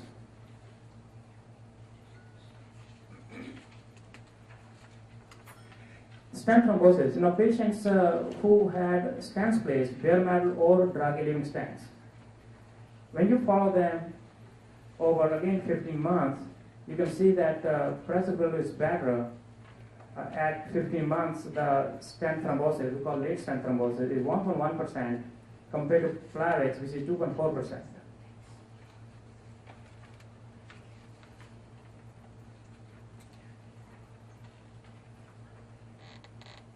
Here's the bleeding complication. As you can see here, the major bleeding was more significant in patients on prasugrel. The life-threatening bleeding is more common, and the fatal bleeding. The non-fatal and intracranial bleeding was not much different. Okay, here's another cardiology humor. That I own that pizza place.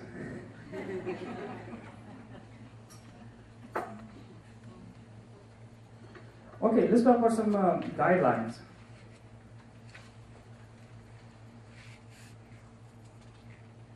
Again, you have the handouts, but I want to make a few important points here.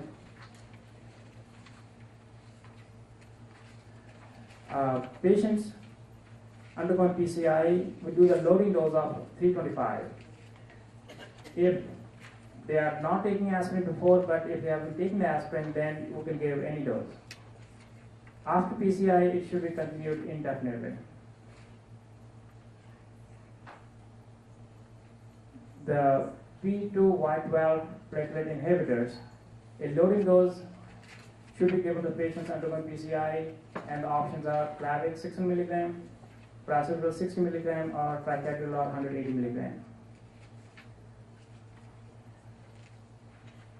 The duration of P2Y12 inhibitor therapy is that in patients who have a stent, could be bare metal or drug-eluting, and they have acute coronary syndrome, then these patients should get at least 12 months. And the dose is Plavix 75 mg, prasugrel 10 mg, and ticagrelor 90 mg twice a day. Now, in patients who have a drug-eluting stent, but they're not acute coronary syndrome, those patients, the recommendation is only Plavix. Now, the other two drugs are not indicated in this group of patients. Now, patients who have bare metal stent but didn't have any acute coronary syndrome, those patients got Plavix, but the duration is only 1 month minimum, but ideally up to 12 months. Now, this is minimum 2 weeks. Before the guidelines were published, and maybe 8 to 10 years ago, this was what we used to follow. We used to give patients, and also when we had only Ticlate, because Ticlate's side effects start after 2 weeks. So we'll give them bare metal stent, titrate for 2 weeks, and aspirin continued. That's where this guideline comes from. Now, after PCA, it's reasonable to use 81 milligrams reference to higher maintenance dose along with all other antiplatelet therapy. If the risk of morbidity from the bleeding outweighs the anticipated benefit, then it could be stopped earlier. So, patient has excessive bleeding or other complications, or they need emergency surgery, then it could be stopped. Now, the continuation of a dual antiplatelet therapy beyond 12 months may be considered in patients undergoing drug-eluting stent, and this is recommended up to 15 months at least. Prasugrel should not be given to patients who have a history of TIA or stroke. Again, this tells how long we need to stop the medication: 5 days for Plavix, 7 days for Prasugrel. Here comes the 15-month guideline. The level of evidence is 2B. Now, in STEMI patients, prior history of stroke and treatment, so we don't want to give them Prasugrel. Now, this is kind of interesting, the proton pump inhibitors and antiplatelet therapy.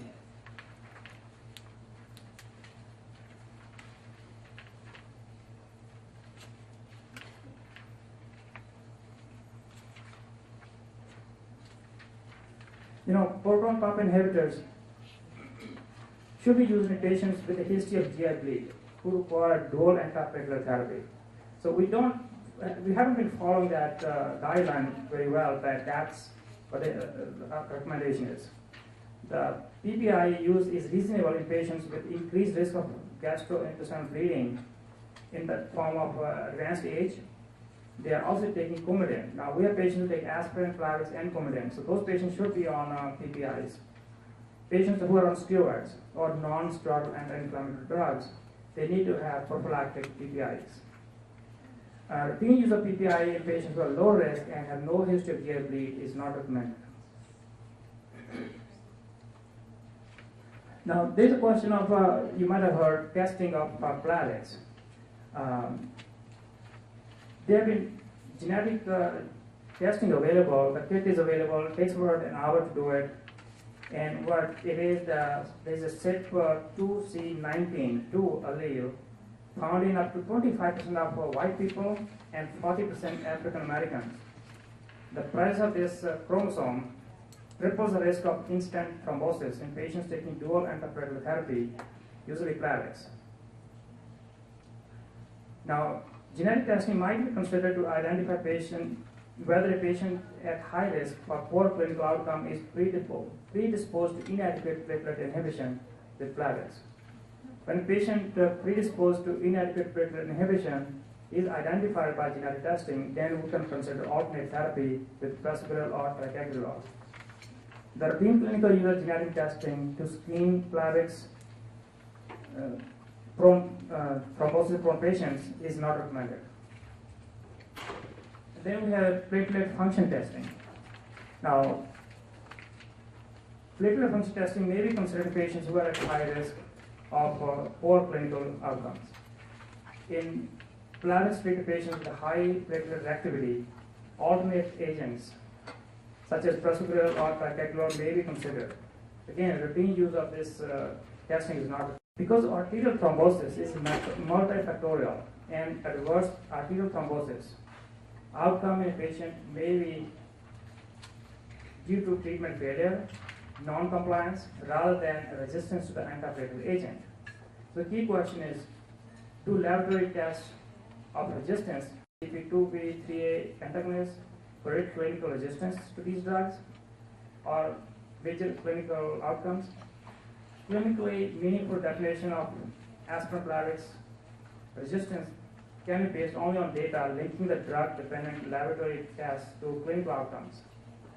We don't have that data yet, so it's still questionable if there is any benefit of testing. Thank you.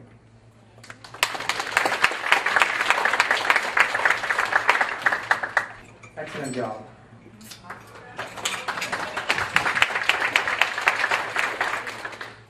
Our next speaker is Dr. Samir. He's going to talk about cardiac catheterization. It's illness basic skill, but we have a new approach to it now. He kind of came with ideas, and he was trained with doing the cardiac catheterization from the wrist. Dr. Samir.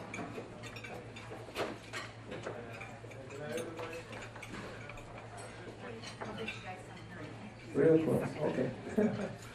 Sure, tonight, topic of my presentation is transradial catheterization intervention. For doing the CAT or PCI, we have a very different approach nowadays. Actually, it's not a new approach, but US kind of fell behind from the rest of the world, and it's catching on. There's been a lot of basically committees and entities that are promoting the transradial approach. I was lucky enough to be trained in a center that, transradial considered to be the main approach for any coronary intervention. So I'm going to talk about what's important, what's benefit, what are the limitations, and if you have time, about how to set up the radio lab. So we're going to talk about the rationale, technique, arterial access, pharmacology, and other important issues regarding transradial approach. Regarding perspective, in 2009, there was a survey published in a Heart Journal which talked about, what should the radial access become the default choice for the PCI. And it was like a split of half and half, for yes and no between different responders. What was the main reason that was explained for the people who were not pro for radial approach was either lack of training or knowledge, concern for the performing complex PCIs, and also comfort with the transfemoral approach, which is there for the longest, and everybody's been trained for that. Looking at the timeline, the first fixed wire PTCA in the world happened in 1977, but the first PTCA from transradial approach happened in 1992 in Netherlands. And actually the first TR diagnostic happened in 1989 in Canada. And as we progressed, it went to the rest of the world. US kind of lagging behind the rest of the world in transradial approach and intervention. This is the data from 2008 all over the world. In Europe, like 25% of the procedures are done by transradial approach. In Japan, 40%, Latin America, 10%, and US, it only carries 1 to 3% of the procedures done transradial. Looking at the spread out between different countries, in places like Norway or France, as much as almost close to like 90% of their procedures are done transradial, while US is only second to Australia for performing the least amount of radial diagnostic and interventional coronary procedures. So, regarding prevalence and outcome of the radial and femoral approach for PCI or percutaneous coronary intervention, this was a study of about roughly 600,000 procedures in National Cardiovascular Data Registry, which evaluated the adjusted association between the radial PCI regarding procedural success rate, bleeding complication, and vascular complication. And also they looked specifically at the outcomes in the elderly patients, in women, and people with acute coronary syndromes. So in US, only 1.3% of the procedures were performed via transradial approach. Regarding what could potential advantages of transradial approach be, it was the safety, which is reducing the bleeding complication and also reduction in the vascular access and closure complications. The other potential benefit is the uninterrupted anticoagulation, which some people even perform coronary intervention when the patient on Coumadin therapy with the INR as high as 2. There's the versatility, for having the upper extremity as an option when the femoral approach is not a possible approach, and also is the comfort and convenience for the patient, economic benefit, and the practice enhancement and identity. Complication of the contemporary PCI from either approach, from what we know, emergency CABG on average happens in less than 0.2% of the cases. Abrupt closure or acute ST elevation happens in less than 0.7%. Arrhythmias, less than 0.1%, significant arrhythmias. But what's the major complication that happens most often in PCI is a minor or major knee bleeding, which happens more than 5% or roughly 1 in 20 cases with the femoral approach. There was a study which they looked at the bleeding and the outcomes for RCT trials, and the outcome was the 30 days death, which was also stratified by the bleeding severity. As we see, when we have severe bleeding, the primary outcome was significant change, and the days to death, we have, with the severe bleed, there was significantly more expectation of the death and mortality. This was another impact of the transfusion and the risk of the 30-day mortality. So again, to say it simple is that, transfusion, which is in red versus no transfusion, people who have received transfusion due to complication of the PCI end up having higher mortality. So regarding procedural bleeding and impact of 1-year outcome, which was roughly looked at in 1-year mortality, bleeding within 30 days post PCI and increased the risk of dying within 1 year by 3 times. The myocardial infarction was stronger than myocardial infarction or agent revascularization or age or any other risk factors that were identified by increasing 1-year mortality. So decreasing bleeding potentially can mean decreasing the mortality. Again, procedural bleeding and 1-year outcome of mortality. If there is no bleed, 1-year mortality was 3.3%, and this is mortality from any cause. But people who had major bleeding during their coronary intervention, they had 14% mortality, which is significantly higher. In the acuity arterial axis, again, they look at the different views. Anything on the left means radial is better than the femoral. So ischemic endpoints were not much different, but major bleeding was, and that drives that, for net clinical outcome, radial approach being a better approach for performing coronary angiogram intervention. Regarding the bleeding summary, so major bleeding and transfusions are a strong predictor of the mortality. Most bleeds are attributable to femoral access. High risk of patients who have the more high-risk bleeding are women, elderly people, and people with acute coronary syndrome. Potential strategies that we can do to reduce the bleeding from femoral complication. One is the improved femoral puncture technique, like using ultrasound-guided technique, individually tailored and monitoring of antiplatelet treatments, and also alternative arterial approach, which is a radial approach. This forms after holding that radial audio for 2 minutes. In type B, you have initial diminished, but in 2 minutes it's going to be to normal. Type C is going to be mildly diminished, initially flat, but comes back. And type D, which is you not see it either before or after 2 minutes. And this is actually only absolute contraindication for performing transradial approach. So, of course, we have to give medication for the prevention of vasospasm, which could be a problem. And usually we have a mixture of verapamil and nitroglycerin. We always give anticoagulation to prevent thrombosis. If in doubt, when we are advancing our catheters and wires, we should not push. It's always wise to stop and take a picture and then find out the anatomy and proceed. And also find a catheter series that works best for each individual interventionist or the cardiologist. And sheets needs to be removed at the end of the case to decrease the risk of arterial closure. Regarding equipment selections, what makes a difference? One, radial access site compression device, which is for after the procedure, selection of transradial catheters, having hydrophilic coated wires, and also ultrasound guided access, which improves the risk of first time attempt at obtaining the arterial access by 80%. This is the TR band what we use for after the procedure for pulling the sheet. And there's a different variety of the regular size femoral type of catheters versus specifically designed catheters for the radial approach. These are the two most common for diagnostic procedure. Tiger usually works better for the left, but most of the time we use the same one catheter for right, left, and the LV gram. And Jackie is another one. Usually it's preference is up to the operator. Regarding challenges and complications, there's a learning curve for the transradial catheterization.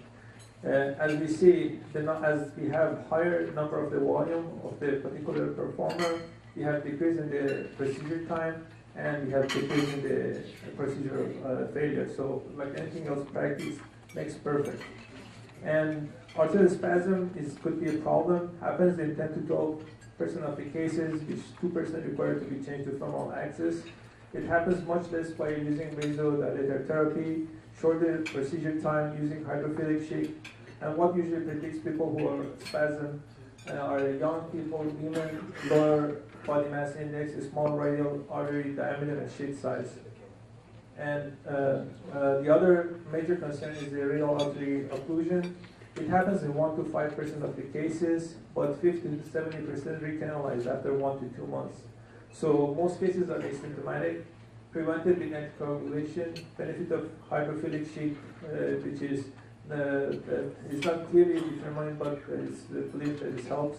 It's more frequent with the larger catheters and also prolonged compression time with the hemostatic device.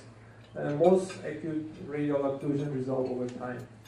And regarding sheet size, most of the time we're limited to 6 French for performing intervention, but mostly in a bigger man, in male as we see, we can use a 7 French.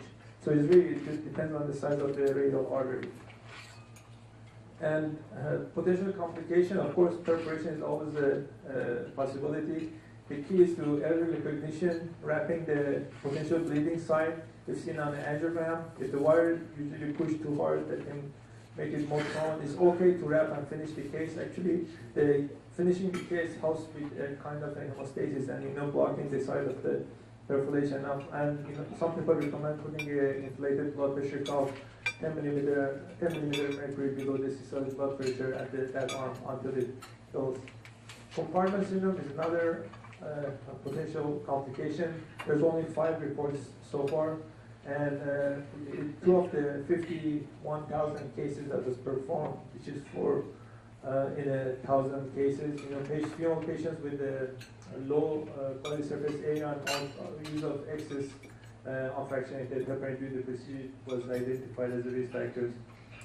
We have sometimes challenging when we have to do transradial diagnostic or intervention, and that's for other challenging anatomies as well. What can help in this situation is taking a deep breath, using hydrophilic coated wires, and sometimes coronary wires to help us to get to the root so we can perform the procedure.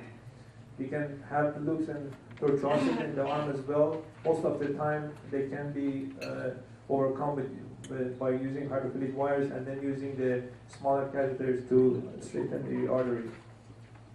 And regarding transradial complex coronary interventions, there's really no limitations. These are all different studies that for the people with the graft, for rescue PCI, for primary PCI, elderly, as in using for the bifurcation and CTO devices. The main concern is the limitation, the size of the guide catheter that can be used. But nowadays, almost I think more than 80 to 90% of the cases can be done with the 6 French, and you don't need a bigger size guide catheter.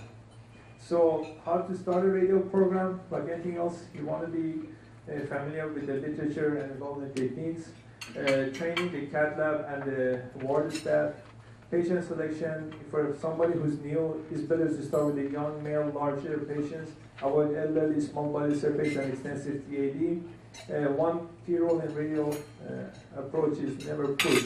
A limited angiogram will help us with anatomy and to know what we're dealing with. And like radial angiogram is not a religion. You can always convert the case to femoral if you encounter significant difficulty. And with a number of the cases, people would know how to overcome the challenge regarding transradial approach.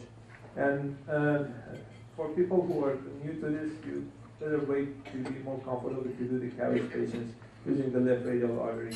Always know your limitations.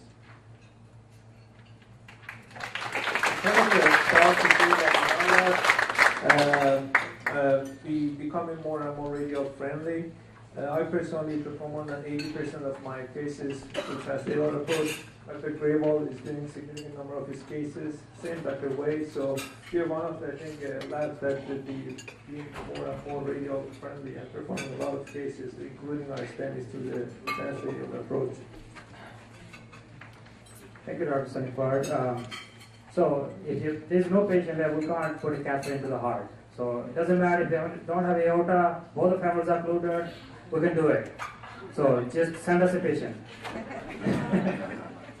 Our next honor and privilege to introduce my friend and colleague, Dr. John Laird.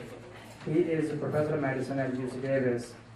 He is an interventional cardiologist, and he's known internationally as more for cardiovascular disease interventions.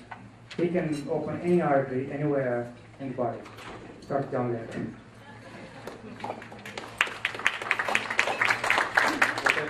Thank you very much, Kenny. I'm a little concerned about trying to control this after having a glass of wine on an empty stomach, but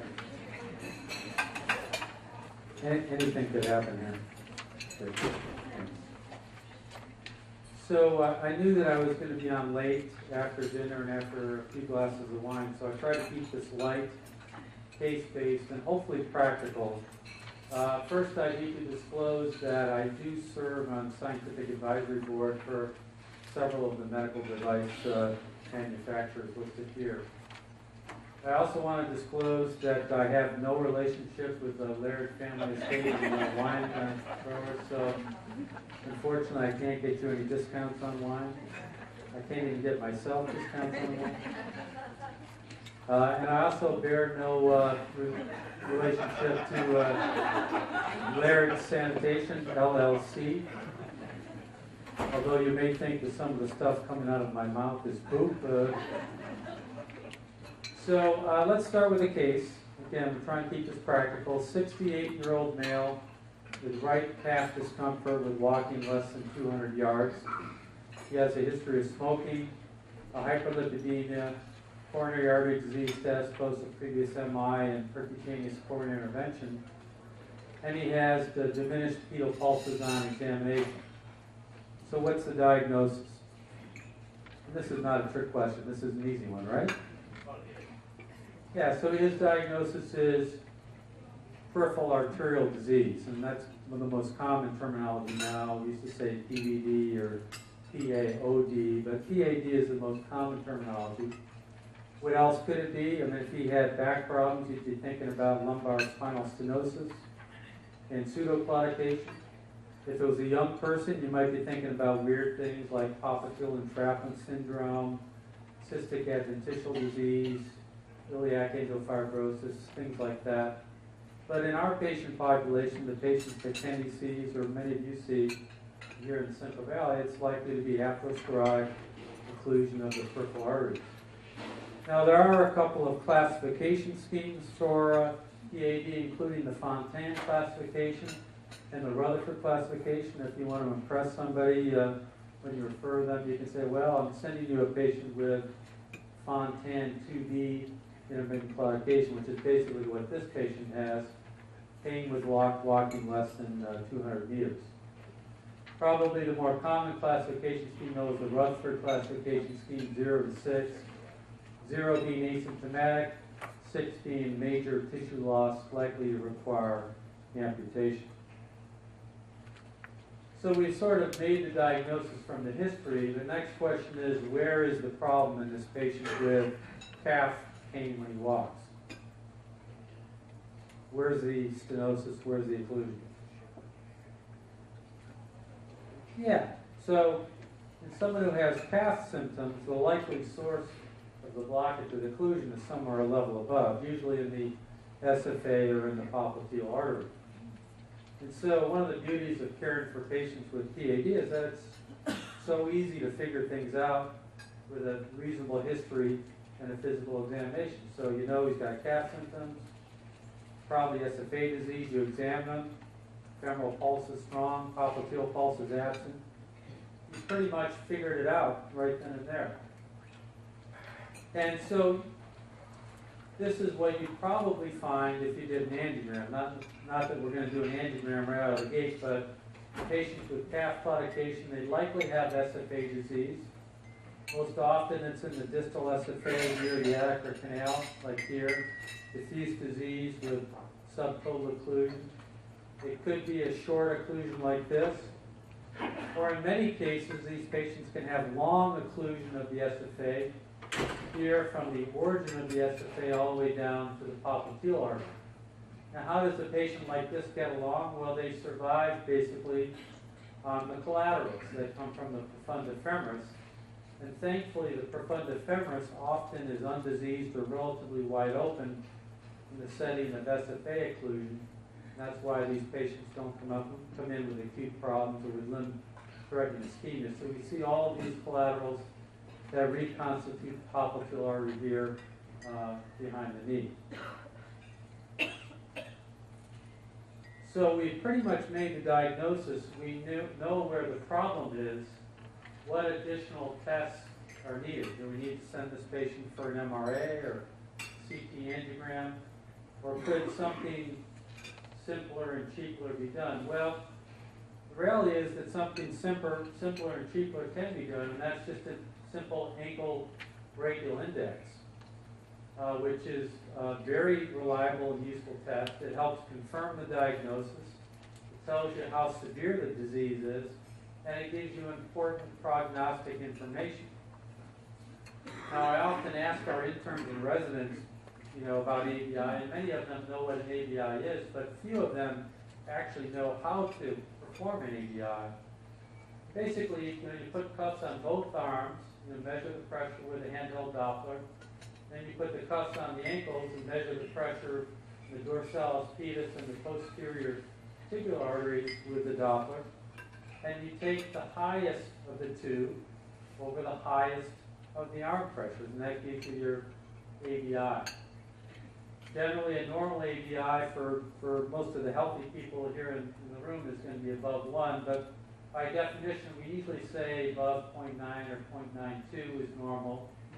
A mild degree of PAD is in the 0.7 to 0.9 range, moderate 0.4 to 0.41 to 0.7, and severe generally less than 0.4. Now, it's a great test, but it has limitations. Many of our patients with PAD have non-compressible arteries. Typically, these are the diabetics or the renal failure patients. And so if you see an ABI that comes back greater than 1.3, that's not a reliable ABI. And it's probably because the arteries are non-compressible due to medial calcinosis. And in those cases, you can do a couple of things. You can look at the toe brachial index, which is often interpretable in these patients. You can look at the PVR waveforms, and you can do duplex ultrasound or other more sophisticated testing. Also, in those occasional cases where patients have disease of the subclavian arteries bilaterally, you may get a falsely elevated ABI because the brachial pressures are not truly what are being measured. The other problem with the ABI is that it can be insensitive to very mild occlusive disease or more proximal occlusive disease, patients who have aortoiliac obstruction or stenosis. It may not always correlate well with the functional status of the patient. Much like the left ventricular ejection fraction, they can be a good measure of prognosis, but not necessarily such a good measure of functional status. And it may also not completely localize the level of occlusion, although physical examination can help in that regard. So we can do other simple tests, such as the segmental pressures and PVRs, which you are so accustomed to seeing, where you put cuffs usually at 5 levels: high thigh, low thigh, upper calf, ankle level, and toes. And you measure the pressures at those levels. If there's a drop of greater than 20 millimeters of mercury between the levels, that would indicate a significant obstruction. And usually that reflects a status of the level above the drop in pressure. But as with the ABI, it may not be accurate or may not be useful in a patient who has calcified arteries which are not completely compressible. So you've probably seen these tests many times, but they are useful. This is the patient that we talked about, right calf claudication at less than 200 meters. You see he's hypertensive at the time of the test.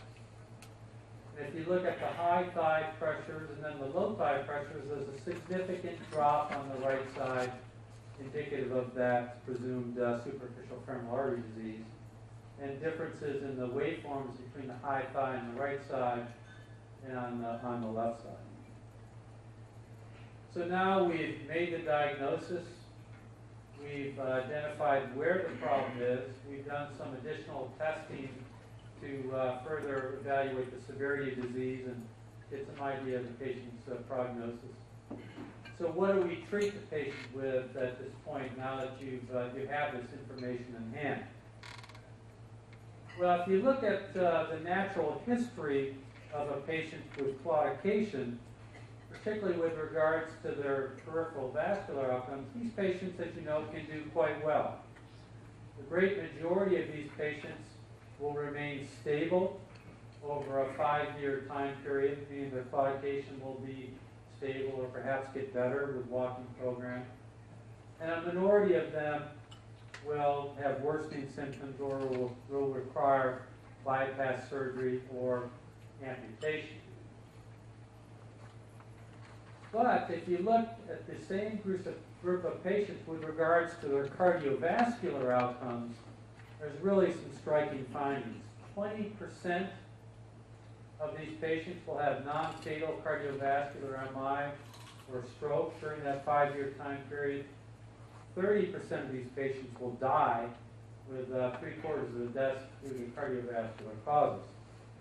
So our focus really needs to be on this side of the slide, basically trying to modify their risk and reduce the chances of those patients having stroke, death, or MI.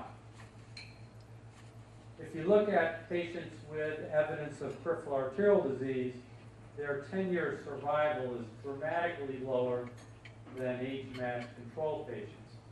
With patients with severe PAD, ABI is less than 0.4, their 10-year survival rate's around 25%.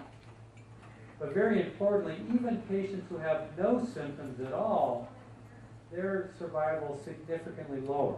So we have to make the diagnosis, even if they don't have symptoms, and try and intervene with medical therapy to change their prognosis. Because medical therapy does make a difference, whether it be lifestyle changes, convincing these patients to stop smoking, and getting them on the other appropriate medications, antiplatelet therapy, statins, and other drugs such as ACE inhibitors.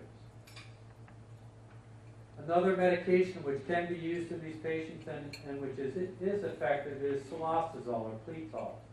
And there are randomized trials demonstrating the effectiveness of this medication compared to a placebo or walking program. Cilostazol is clearly better. What about Trentol or doxyphylline? Well, the reality is that it's probably no better than placebo. It's probably not an effective drug. So if you're going to put a patient on a medication to try and allow them to walk further, to reduce their claudication symptoms, probably cilostazol is the drug to use. It's a type 3 phosphodiesterase inhibitor. It has a variety of different effects. We're not entirely sure which effect is most important in terms of reducing those claudication symptoms, but it does seem to work.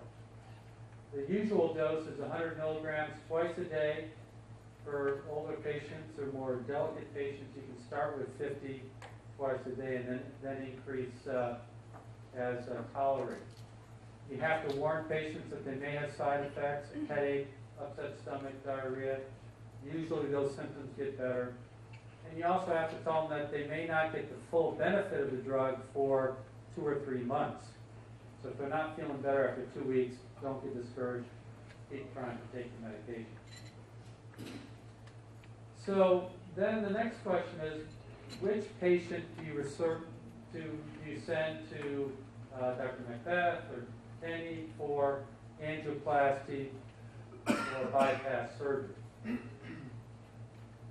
I think the primary reason to send a patient for an intervention is if they failed their conservative approaches of medical therapy and walking program, and they continue to have symptoms that are lifestyle limiting or lifestyle impairing, or potentially symptoms that inhibit their ability to perform their job. And then there are those patients that have limb-threatening ischemia that we need to perform revascularizations to prevent limb loss and major and minor amputations. Now, over the years, we've tended to, I think, minimize the severity of claudication symptoms for these patients, partly because we know that for the most part, these symptoms remain stable over time, that they usually don't get worse, that most people can get along with claudication. But the reality is that for many patients, these symptoms are pretty severe. The majority of patients with claudication can't walk 200 meters without having to stop and rest. A significant percentage have claudication in their homes, just walking around. Their average walking speed is only around 1 to 2 miles per hour. And if you've ever tried to walk with somebody who's only walking 1 or 2 miles per hour, painful. It's painful. And they have functional limitation, which is similar to a New York Heart Association class 3. So claudication can be a very debilitating symptom for our PAD patients. And then again, the other reason to intervene in these patients is to prevent limb loss. So the patient with critical limb ischemia, which is the most advanced form of peripheral arterial disease, causing either breakdown of the skin, ulcers and gangrene, or pain in the foot at rest. These are patients who are often diabetic, usually have multi-level occlusive disease. Many of the diabetics will present with occlusions or stenoses in all 3 of their infrapopliteal arteries. They usually have very severe reduction in their ankle brachial indices. And if you don't revascularize these folks, the majority of them will go on to require amputation, usually at the level of below knee or above knee. So getting back to our patient that we talked about up front, this is the angiogram. Ultimately, the patient had symptoms that warranted angiography and possible intervention. We see severe and diffuse disease of the superficial femoral artery, which in this case we chose to treat with one of the atherectomy or plaque removal devices, in this case an excisional atherectomy device, providing a nice angiographic result and relief of the claudication symptoms. So how about another case? A 75-year-old female with left hip pain with ambulation. She'd been seen and evaluated by both an orthopedic surgeon and a rheumatologist. Started on non-steroidals, actually got a steroid injection in the hip, but unfortunately did not get any better. So what's the next diagnostic test? GI? What's the first diagnostic test? Feel the pulses. Unfortunately, neither the orthopedic surgeon or the rheumatologist actually did a careful pulse exam on this patient. And there was an absent femoral pulse on the side of the hip pain. And so iliac occlusive disease can be a very common cause of hip pain or hip claudication with ambulation. So then the next test is to do ankle brachial indices and segmental pressures. And we can see in this patient, highest brachial pressure 123, high thigh pressure on the left side of symptoms 109. Compared to the right side, 134, there's a 25 millimeter mercury difference. We see asymmetry in the waveforms. This patient has inflow disease on the left side, basically iliac stenosis or occlusion. This is the angiogram, total occlusion of the left common iliac artery, some stenosis at the origin of the right common iliac artery. These are our favorite patients to treat because we get gratifying angiographic and hemodynamic results of stenting, and patients are dramatically better after a procedure like this. And I have actually had the good fortune to treat a lot of arthritis, hip arthritis over the years with very excellent results. So, next case, 68-year-old female, usual substrate, coronary artery disease, status post cabbage, comes in with a chief complaint of my legs give out on me when I walk. And she's severely debilitated by her symptoms, can't walk more than a block. The history is complicated by the fact that she has some chronic back pain and some degenerative disc disease as well. You examine her, femoral pulses mildly diminished, ABIs mildly reduced. So what do we do in a case like this? Exercise dollars. Thank you very much. Here is a perfect example where additional information, hemodynamic information, can be extremely helpful. And this is the ideal situation to send the patient to the vascular laboratory for an exercise test with pre and post exercise ABIs. Because for patients who have inflow disease, they might well have palpable femoral pulses, ABIs that are mildly reduced. But when you put them on a treadmill, your ABIs can drop dramatically. And in this patient, the ABIs drop dramatically and symmetrically. So that means either the patient has bilateral iliac artery stenoses or occlusions, or has significant stenosis or occlusion of the abdominal aorta, as seen here. Now back in the old days, this patient would have required an aortic bifemoral bypass, which is a great operation, but also a big operation with a lot of morbidity and mortality. So nowadays, we can treat a patient like this with this complex and ulcerated stenosis with angioplasty and stenting with a nice result. They go home later the same day and often have immediate relief or benefit in terms of their symptoms. And again, these are some of the most gratifying cases that we do, because we have a durable procedure and the symptoms can be improved so quickly and so dramatically. So I'll finish up with a little bit more complicated case because these are the patients that we often see in our clinic who are not so straightforward. But thankfully we have a lot to offer folks like this, even the most severe quote-unquote vascular pathogens. And this is a 70-year-old woman who referred to me for evaluation of peripheral artery disease. She initially presented 2 months prior with new onset congestive heart failure and was found to have cardiomyopathy. CAT showed that she had some coronary disease, but wasn't enough to really explain the degree of LV dysfunction and really didn't require revascularization. But during the catheterization procedure, they had challenges getting access because of iliac artery disease. And so she was referred primarily because of that. And when I examined her, we found that she had carotid bruits.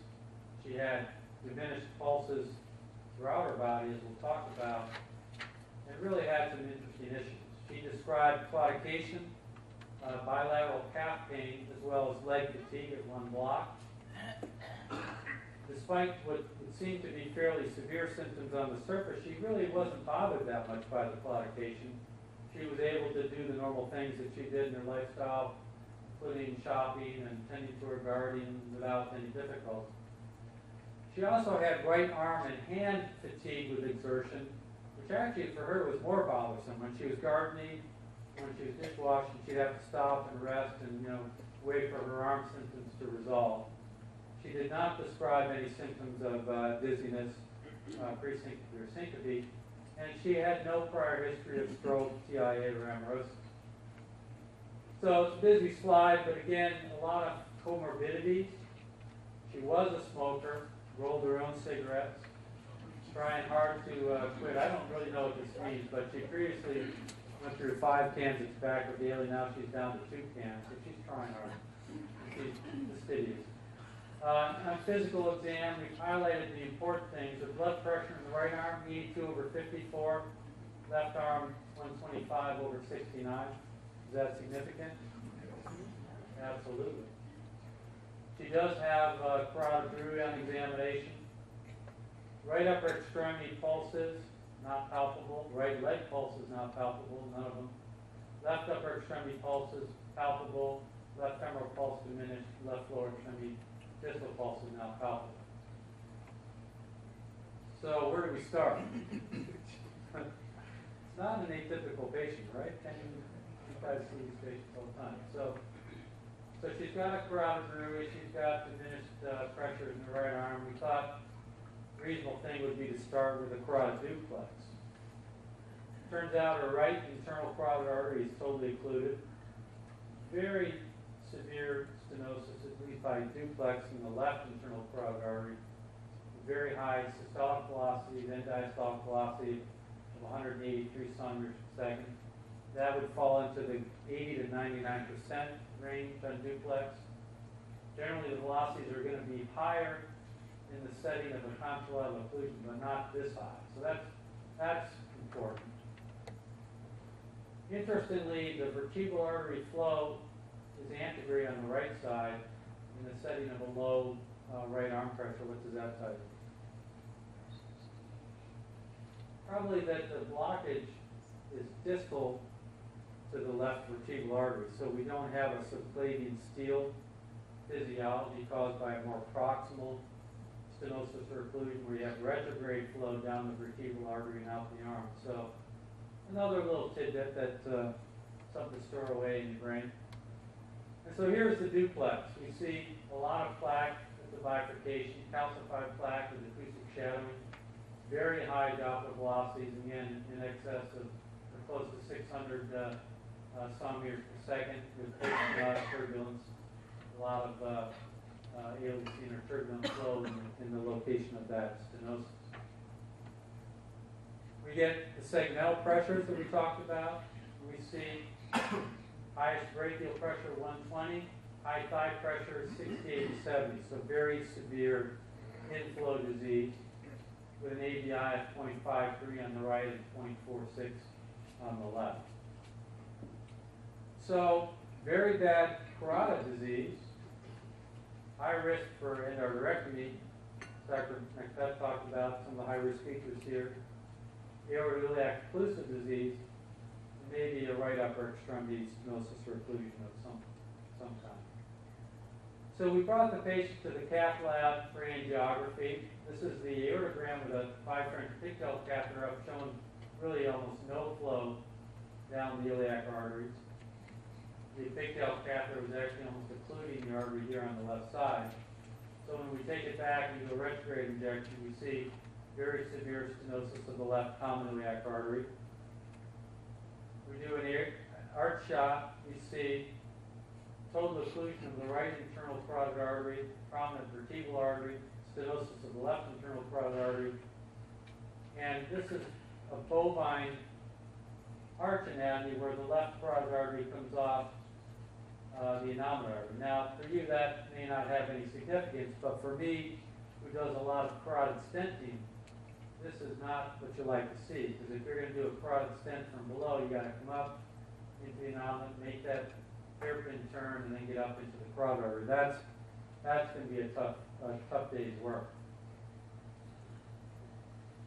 And here is the bifurcation lesion. It doesn't look quite as bad as I would have expected, but calcified, hazy lesion, and the left carotid basically is supplying both the left hemisphere and the right hemisphere. We do the right upper extremity angiogram. We see occlusion of the axillary high brachial artery on the right side, about a 4 or 5 centimeter occlusion. So what do? Well, it's a lot to deal with. I think the first thing was to do anything, you have to fix that left common iliac artery stenosis, because if we leave catheters across there for very long, that artery is going to thrombose. So we dilate and stent that, get a nice result. If leg claudication was her main concern, we would have probably gone after this right common iliac artery occlusion as well, but save that for another day. She's probably going to be somewhat better now because she has better cross-pelvic collaterals. So we go up and we fix this occlusion to the right arm because this is really what's bothering her right arm claudication symptoms. We dilate it and then stent it with a very nice angiographic result. And then we bring her back another day to deal with that carotid because trying to access that left common carotid from the groin is going to be almost impossible or very high risk. So we do what the cardiologists up here are so adept at doing. We access from the right radial artery where the access to that left common carotid is so much easier, less manipulation in the arch. We get our filter up above the stenosis, we dilate the lesion, stent it, and end up with a typical nice angiographic result and better flow, and thankfully no symptoms. This is a patient I actually took care of a couple years ago, and she actually continues to do well. Has had no neurologic symptoms. Her arm is better with a patent stent on follow-up duplex studies, and her carotid stent thankfully has remained patent as well. Will we get back to that 5 cans tonight?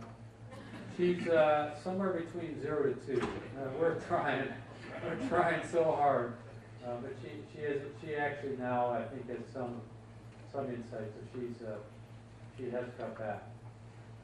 So in summary, I think the points I tried to make today is that peripheral artery disease is associated with an increased risk of death due to cardiovascular complications. So lifestyle modification and aggressive medical therapy is absolutely mandatory.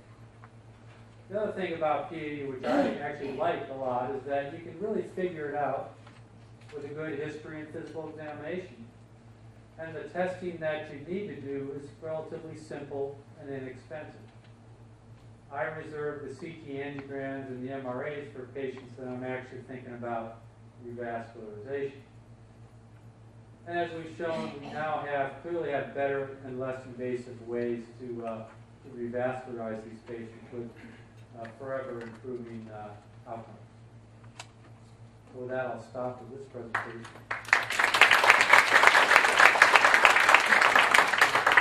And I'm not sure how we're doing time-wise, but you want me to keep going? Yeah, we have Dr. Lair do 2 presentations for us. So we're going to go to the next one.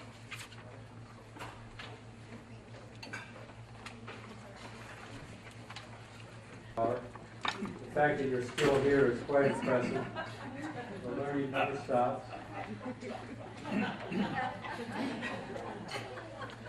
Actually, this is one of my favorite slides. I show this all the time. So, yeah, we're going to try and make this light and just kind of show you some cases and give you some examples of what we can do these days with endovascular therapies. But to start out with the very first peripheral angioplasty procedure that was ever performed. This was a procedure performed by Andreas Brunstig, who was the father of both peripheral and coronary angioplasty. This was done back in 1977. Stenosis of the right common iliac artery, treated with balloon dilation. And actually a pretty darn good angiographic result and a good hemodynamic result. Now, if you look at the published literature from way back then, in the late 70s and early 80s, the results with iliac angioplasty were really surprisingly good, with 2 to 3 year patency rates in the 80 to 90% range. Although clearly these were straightforward, simple focal lesions that were being treated in the early years. And as the technique was generalized to more diffuse disease and longer stenoses and occlusions, the results were not quite as good. Now we're seeing in later years balloon angioplasty patency in the 65 to 75% range at 1 to 2 years. And there were those occasional cases where you dilated the iliac artery and it dissected, a terrible result, and you'd have to send the patient for surgery fairly urgently. So it was actually a great addition and a great benefit to have stents to be able to treat patients with iliac artery occlusions and stenoses. And this is the first stent that became available, the Palmaz balloon expandable stainless steel stent. I actually went to the very first training course on this device in 1991 in San Antonio and met Julio Palmaz at that time. And it was a great device, although not perfect. And back in those days, we had to use very large sheets to deploy the stents. We had to actually hand mount the stents on the balloons and use this very crude crimping device to crimp the stents onto the balloons, and occasionally they'd slip off the balloons when we insert them into patients. The balloons would rupture and we'd have to deal with that. And since that time, there's really been dramatic improvements in the devices and the outcomes with iliac artery stenting. We have better stents, more deliverable, more flexible, covered stents, better ways to deal with occlusion, which have provided better results, reduced complications, and expanded indications. A patient like this, very calcified, complex disease of the iliac arteries, easily treated with balloon expandable stents with a nice angiographic result. A patient, unfortunately this is a little bit dark, with diffuse disease of the right external iliac artery, treated very nicely with a self-expanding nitinol stent, which conforms very well to the tortuosity of the external iliac artery with a typical nice angiographic result. And again, you take a patient with severe claudication symptoms, do this as an outpatient procedure, and they're immediately feeling better once they get home. And the results with stenting in the modern era are actually quite good. This is a study actually now that's about 8 years old that showed 12 months primary patency with one of the newer self-expanding nitinol stents of around 95%. More recent studies in the last couple of years showed 12-month primary patency in excess of that, 97 to 98%. And we can use other modalities to help us to optimize results in these patients. This was a father of one of my colleagues that was referred to me who had classic symptoms of bilateral hip and buttock claudication with ambulation. We brought and had abnormal AVIs. We brought him to the cath lab, and the angiogram was like fairly underwhelming, at least on the first blush. See, the iliac arteries look really nice. See something funny going on here in the distal aorta. So we decided to do intravascular ultrasound, and we can see in the distal abdominal aorta fairly normal appearance, not much plaque. But as we get closer to the lesion, we now start seeing plaque with some echolucency here, some calcium there. And then when we get into the lesion, we see that this was a plaque that actually ruptured and turned into an aortic dissection. And we have a flat true lumen and a false lumen. Then when we get down above the bifurcation, we can see actually that the true lumen of the abdominal aorta is severely narrowed by this dissection of false lumen. So now I have a much clearer idea why this gentleman was having bilateral symptoms when the angiogram really didn't look that bad and the left iliac artery looked wide open. Then we get into the right iliac artery, we again clearly see the dissection, true lumen and false lumen. Then beyond that, back into plaque, and then a more normal common iliac artery. So with that information in hand, we can stent the abdominal aorta, tack up that dissection, then reconstruct the bifurcation, and end up with a beautiful angiographic result. Then when we look with IVUS, we can see that things are wide open. This is at the bifurcation, left and right side, and then into the common iliac artery, a nice stent result.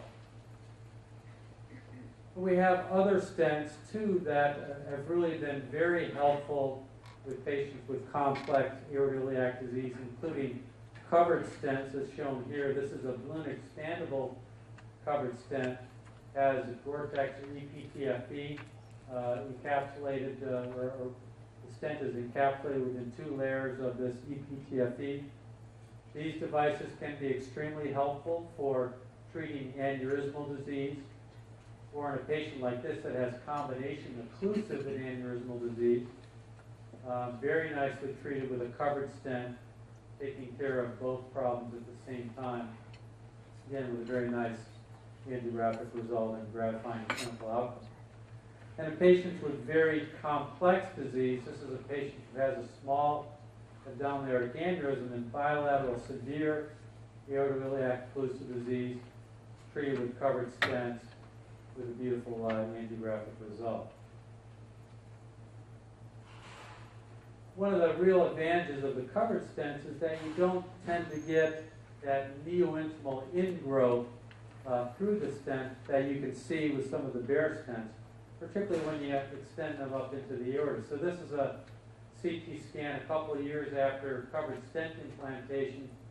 You can see the stent beautifully wide open, no intimal tissue inside the stent. In comparison to bare metal stents deployed at the bifurcation, where you can see tissue ingrowth into these stents, this patient actually had to have reintervention with balloon angioplasty because of that neointimal ingrowth into the stent.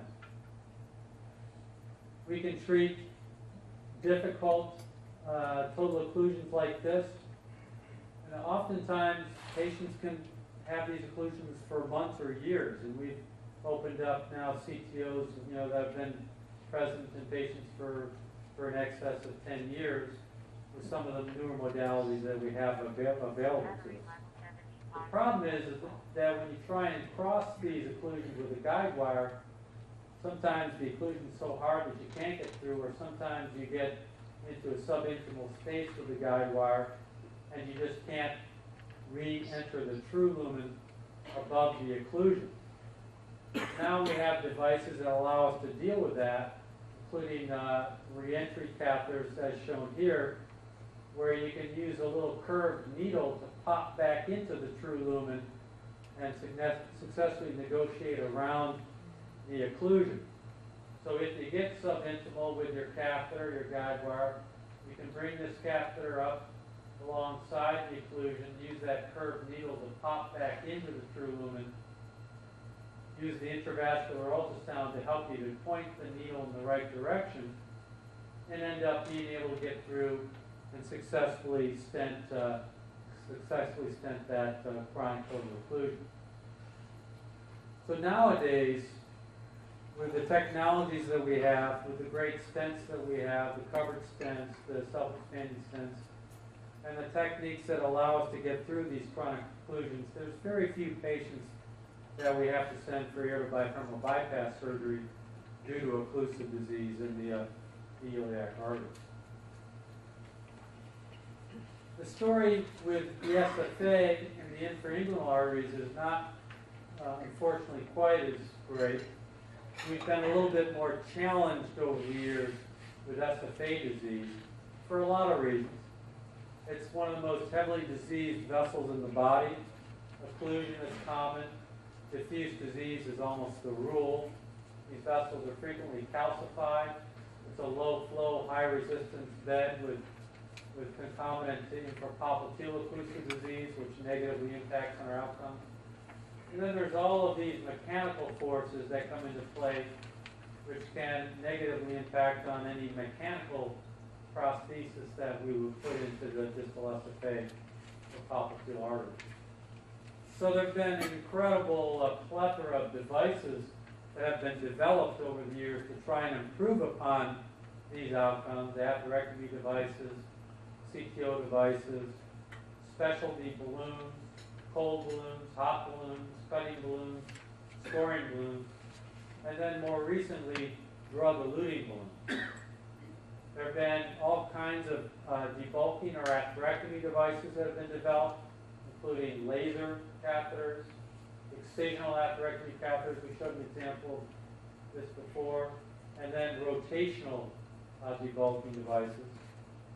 And as we've already talked about, there's been an evolution of stenting technology for this vascular bed. More flexible stents, including incredibly flexible stents that can be placed behind the knee, which don't fracture, and some covered stents, stent grafts, which can be used in these arteries. I think the ultimate answer in the peripheral arteries, particularly in the infrainguinal arteries, much like in the coronary arteries, is going to be a combination of drugs and devices, whether it be drug-eluting balloon or drug-eluting stents. A couple of physicians in Germany, Dr. Scheller and Dr. Speck, had the good idea of coating angioplasty balloons with drugs to try and reduce the risk of restenosis. And the drug that they chose, which turned out to be, I think, a very good drug for this application, is paclitaxel, which is one of the first drugs used in drug-eluting stents in the coronary arteries, the Taxus stent.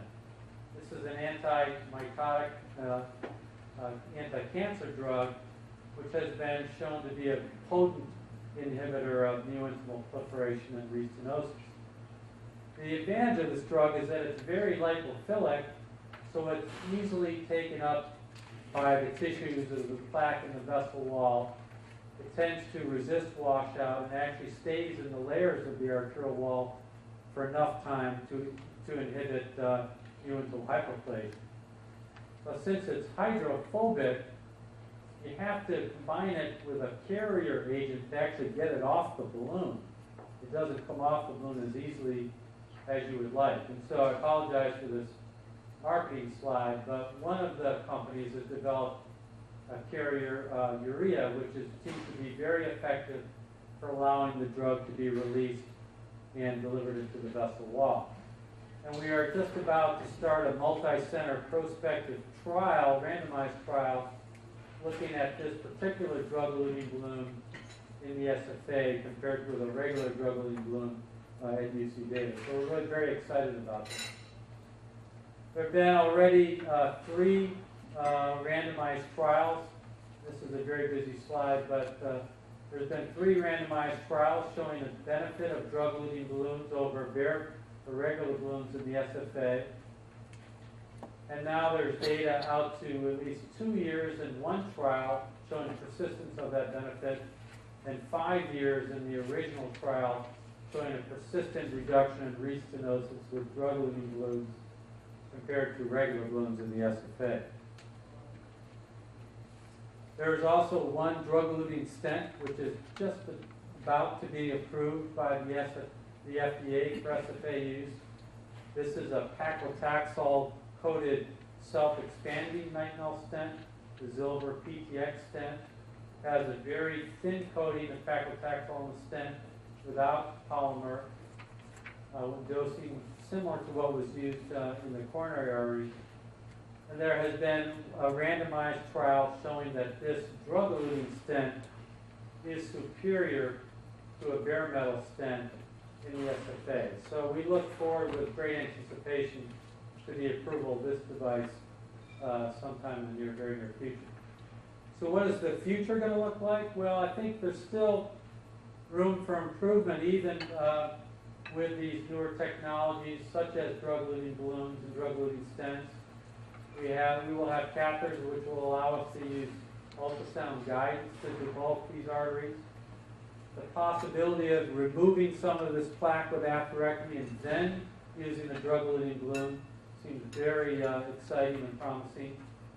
And there's a lot of work being done on bioresorbable drug-eluting stents. So you could put a stent in there, get the benefit of that stent for months or a year or so, and then ultimately have that stent dissolve and go away, so you don't have to worry about the long-term consequences of a metal prosthesis in the SFA or the popliteal artery. So there's a lot of exciting things going on, which I think will ultimately improve the outcomes in this challenging vascular bed.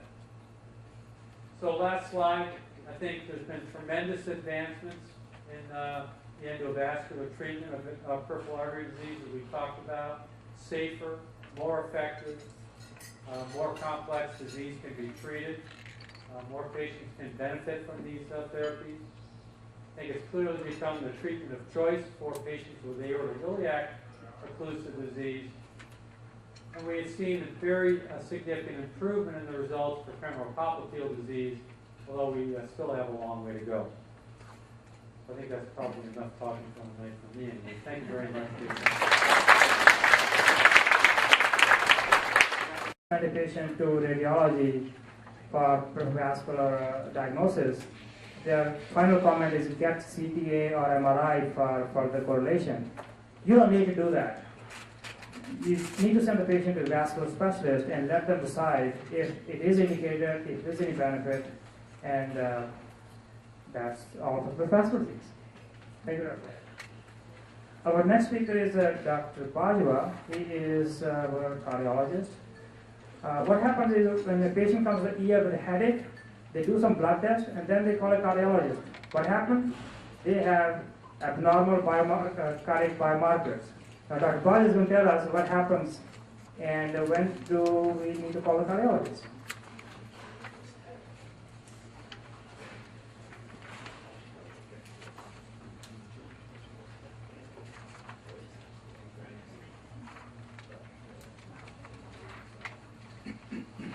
Good evening.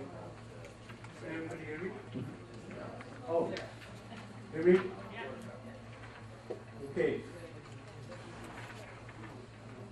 So I'm going to talk about biomarkers, and so I'll try to keep my talk short. So I'm not going to have much to say. Get point here, beginning, the end, and this is the election season. I'll try to, throw some tidbits on that. Yeah. So biomarkers, contrary to what most people think, is not what this guy is. Although he's kind of a biomarker. And this profession is rather hazardous. Sometimes it backfires.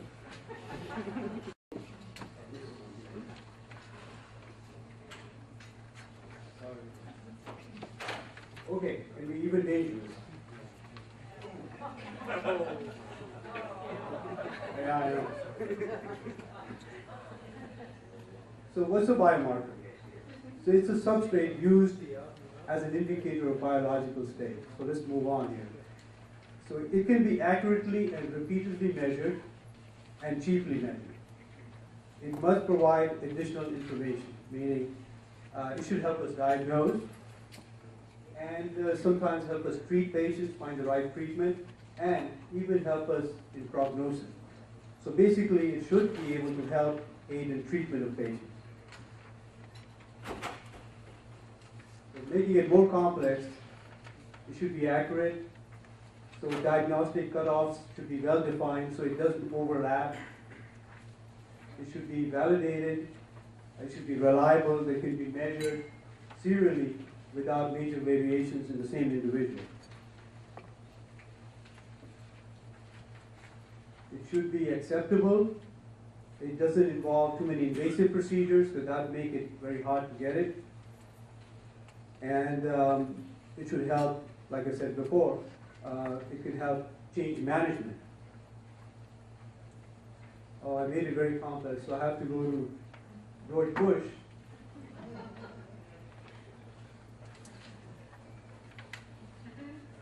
So the history of cardiac biomarkers. In 1954, I think before our time, SGOT was being used. And sometimes we still see people start chasing the SGOT, say, oh, liver enzymes are abnormal in acute MI. But that's the reason. SGOT is a marker, or an older biomarker for myocardial infarction.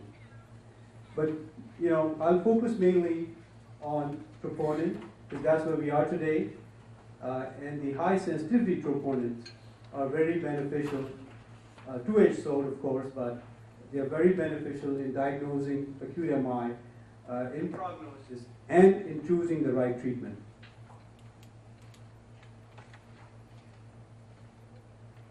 So you can divide biomarkers mainly into myocardial injury markers, which may be necrosis or ischemia, biomarkers of hemodynamic stress, which would be BNP and similar markers, and then inflammatory and prognostic biomarkers, which I think Dr. Brar has already talked about.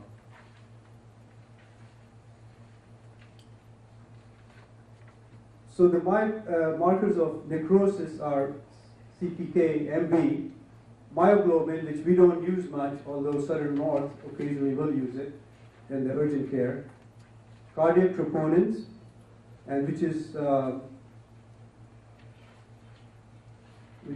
our main focus. For ischemia, which hasn't come into mainstream, ischemia-modified albumin, and hard-type fatty acid binding protein, which may be in the future.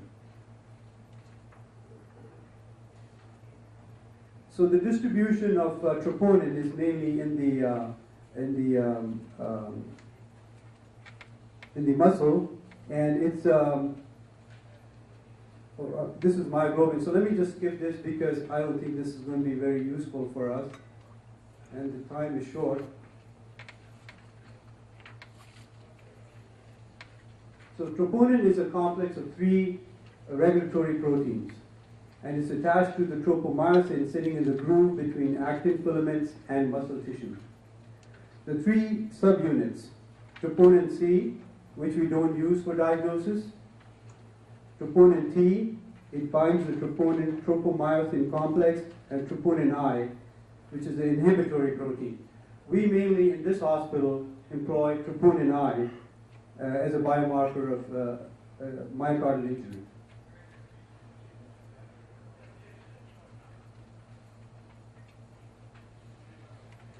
So troponin are less than 5% in the cytosol. Most of it is in the attached to the muscle.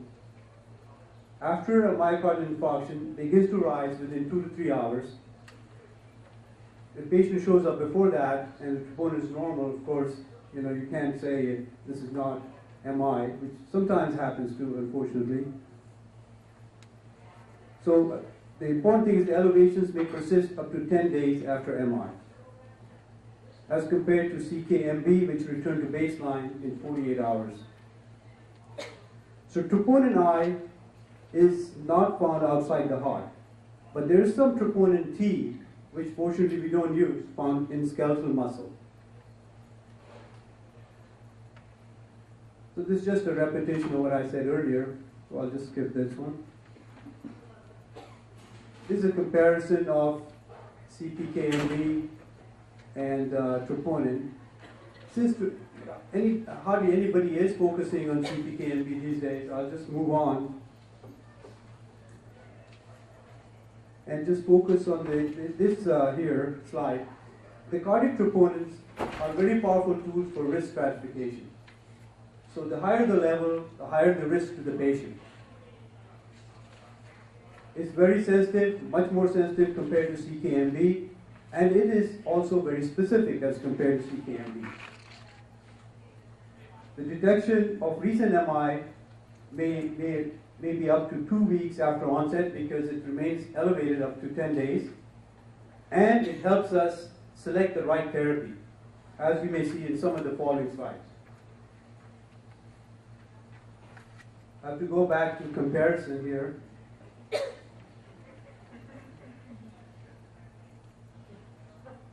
I don't know if those are our politicians.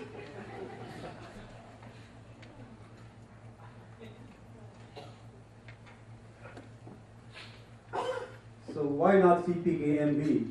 Well, it's better than CK, but still in skeletal muscles, and it's present in intestines, diaphragm, uterus, prostate. So if you see elevation of CPKMB but normal troponins, this could be a hint to people that it could be coming from some other sources.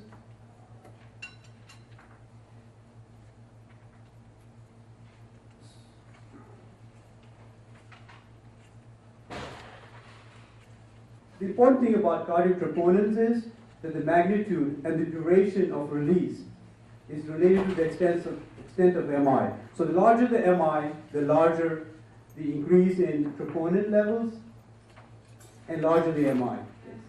So it may remain elevated for several days, so it helps us diagnose MI, and the levels are predictive of outcome and prognosis. Here's the risk of death in one of the studies as related to the levels of troponins. So if the level is less than 0.4, the mortality at 48 days, and then as you go up to troponin level greater than 9, mortality risk is much higher. So the higher the level of troponin, the greater the mortality associated with the MI.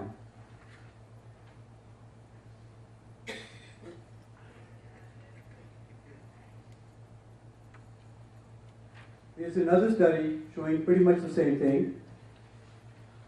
Higher the levels of troponin, this is troponin T, higher the risk of death.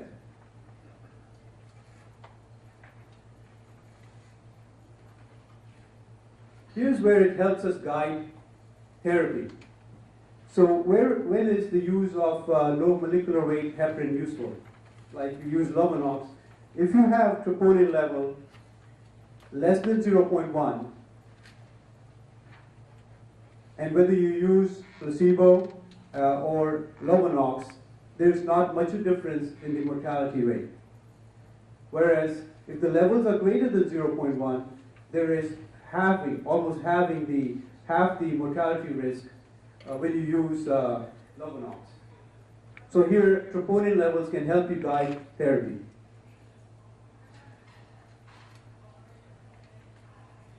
I don't know how to use this thing here. All right. Here's the same thing related to Lovenox. The other one was on, Dr. Perry. What is the dose of troponin? 1 milligram per day? Full dose.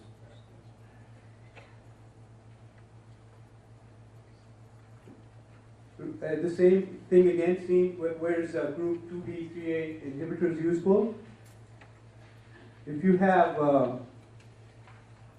negative troponin, there is no mortality benefit, whereas if you have a positive troponin status, then mortality could be reduced from 20 to 5.8. Similarly, in the other studies, you can see the difference is much greater. Actually, it's not significant with negative troponin, but almost half overall, or sometimes even greater when you use group 2,3A inhibitors.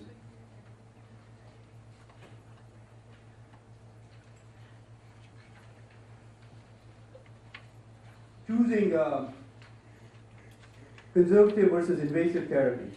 So if the troponin T is negative, the benefit of pursuing an invasive approach is very little, whereas troponin T is positive, you can see that there is much greater benefit in the mortality risk.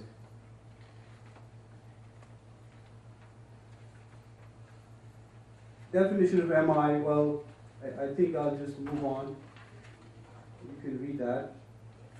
So the important thing to remember here is this, not just the troponin elevation.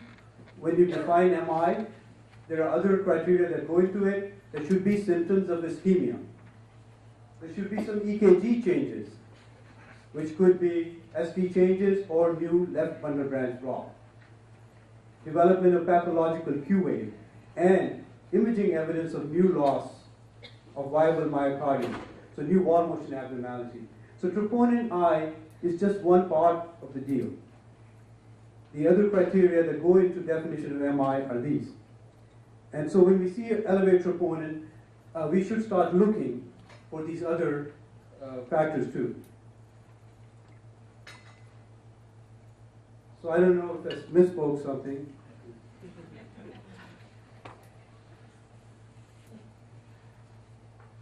There is a handout I've passed around which summarizes troponin elevation, absence of overt ischemic heart disease. I know I don't think I've brought enough, but on the very first page, it lists all the conditions under which you may see troponin elevation without an actual MI.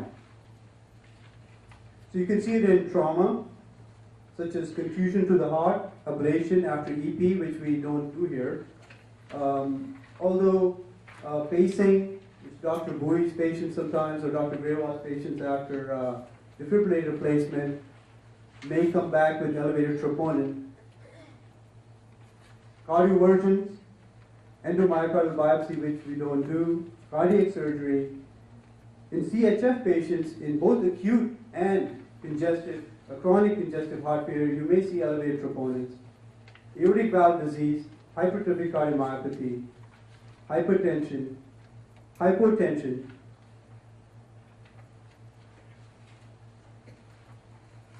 non-cardiac surgery patients who generally do well, even though they may have some troponin elevation. renal failure, almost 90% or more of renal failure patients may have significant troponin elevation. And it's good to know their baseline status, because sometimes that will help us if there's a change from the baseline troponin. That helps you diagnose an MI.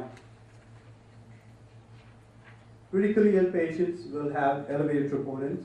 So in ICU settings, sometimes the troponin elevation is not very beneficial in diagnosing MI. And I think we have to rely more on wall motion abnormality, EKG changes, and so forth. Cancer patients, hypothyroidism, Takotsubo, and coronary artery spasm. Moving on, you can see them in myocarditis, SLE, all those other inflammatory diseases, post-PCI, pulmonary embolism, severe pulmonary hypertension, sepsis, burns, and other conditions such as hemochromatosis, sarcoid, and scleroderma. So when you see elevated troponin and it doesn't sound like an MI, I think we should start thinking beyond that and start thinking of these conditions. I hope that we can maybe put up these on some of the units so we can refer to them from time to time.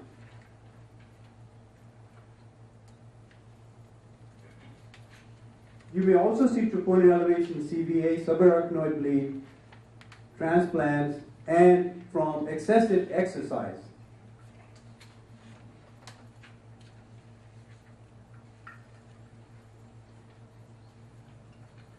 I think I'll move on to BNP.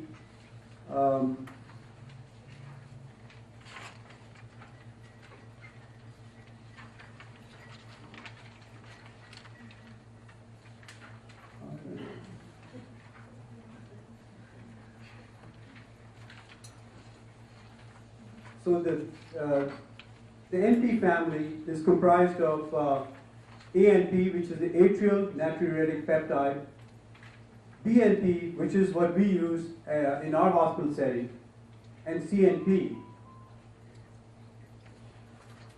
There's also a DNP and dilatin, which is not very useful clinically.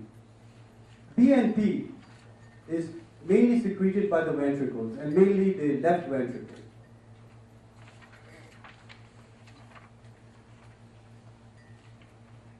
It's a biomarker of myocardial dysfunction. So it was first isolated in porcine brains, and thus its name, B stands for brain. It's released in response to left and right ventricular wall stretch. As with CHF, as the ventricles get stretched, it releases pro-BNP, and then is cleaved to BNP, which is bioactive, and inactive NT-pro-BNP. We get certain reports showing NT-pro-BNP, and in our hospital we mostly use BNP. NT-pro-BNP is elevated for longer duration of time, and BNP is metabolized much faster. But they're both indicators of severity of heart failure.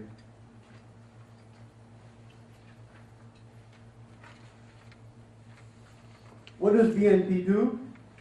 It decreases SVR, decreases CVP, and increases natriuresis. So it has been used in therapy as well.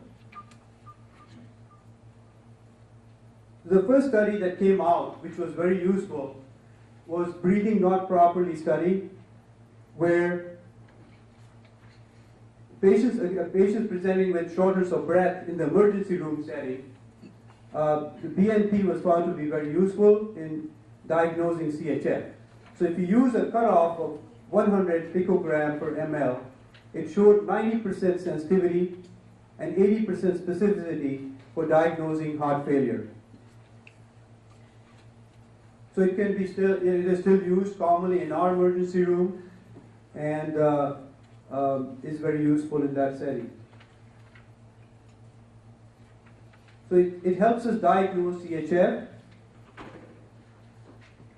So higher the value of BNP, more likely the cause of dyspnea due to CHF. And for CHF patients, generally it is above 100.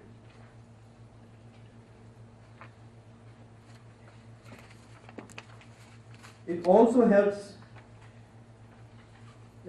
prognosticate patients. So each 100 picogram increase in BNP accompanied by 35% increase in the relative risk of death. Lowering levels of BNP and CHF reduce the risk of recurrent cardiovascular events. So as the levels increase, your mortality risk increases, and if you can lower BNP, your risk of recurrent cardiovascular events, which may be hospitalizations or mortality, decreases. Also, in patients with unstable angina or acute MI, if you have higher BNP levels, the mortality is higher. So the patients with a BNP level greater than 80, mortality is higher.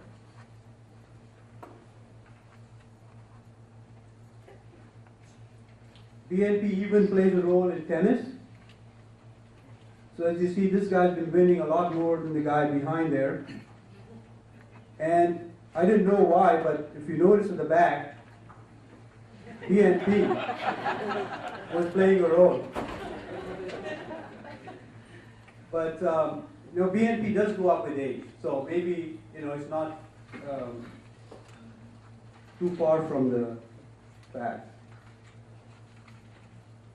So in CHF patients, serial BNPs, therapy guided by serial BNPs led to superior outcomes, even better than clinical judgment.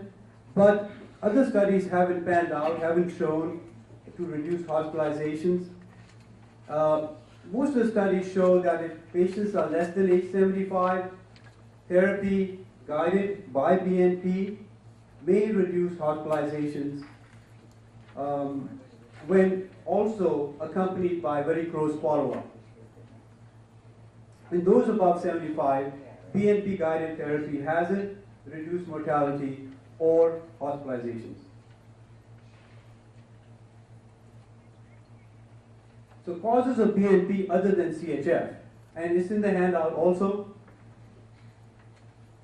So you'll see an acute pulmonary embolism, acute coronary syndromes, venous thromboembolism, AFib, primary pulmonary hypertension, renal failure, LVH, hormone replacement therapy, cirrhosis, obesity, volume overload, sepsis, and stroke.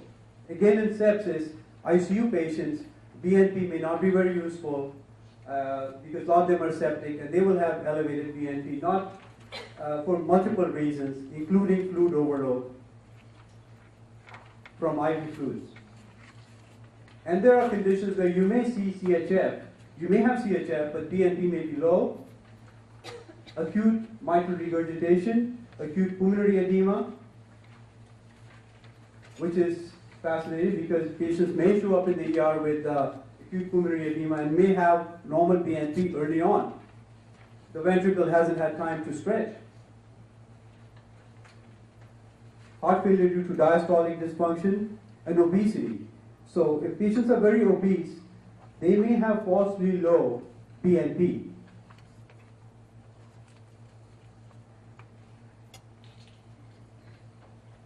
So I think, with that, I'll just come to the end of my talk here. So I want to focus mainly on BNP and troponin. The future of BNP, I think we'll be using it in other settings. It'll help us guide outpatient therapy. This is a work in progress. It's certainly being used already in following patients in the hospital. And I don't think we need to check BNP every day in CHF patients. Probably the best way to do that would be to check an admission BNP, check another BNP to make sure that the downward trend is there, and then one pre-discharge BNP. And it's shown that if you try to get it below 300 absolute number, then you reduce their risk of rehospitalization and mortality. But daily BNP is probably not warranted. So in the future, we will be using BNP more and more in other situations.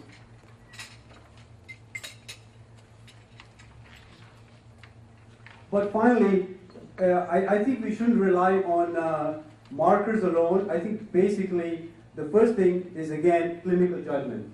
When you see patients, first we have to go through the history and their lives, 90% of the diagnosis. The markers just help us point in the right direction.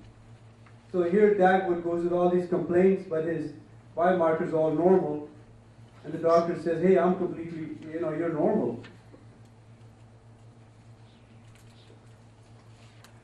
And another one from our famous politicians. And thank you very much.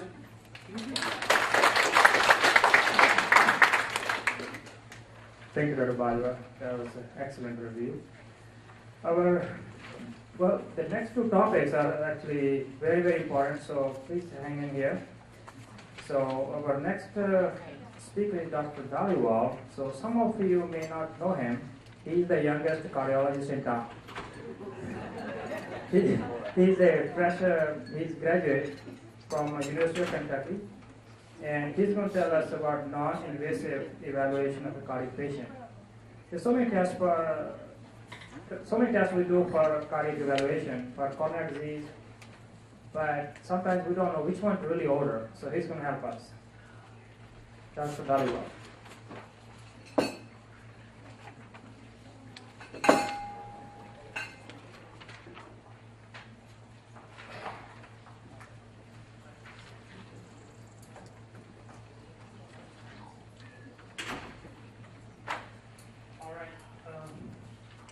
So I've been here 2 months approximately. I've done 700 calls, and Dr. Balwa makes an excellent point that I see PMPs every day on patients, and I wonder why we're doing them. So I think that's something we can really work on.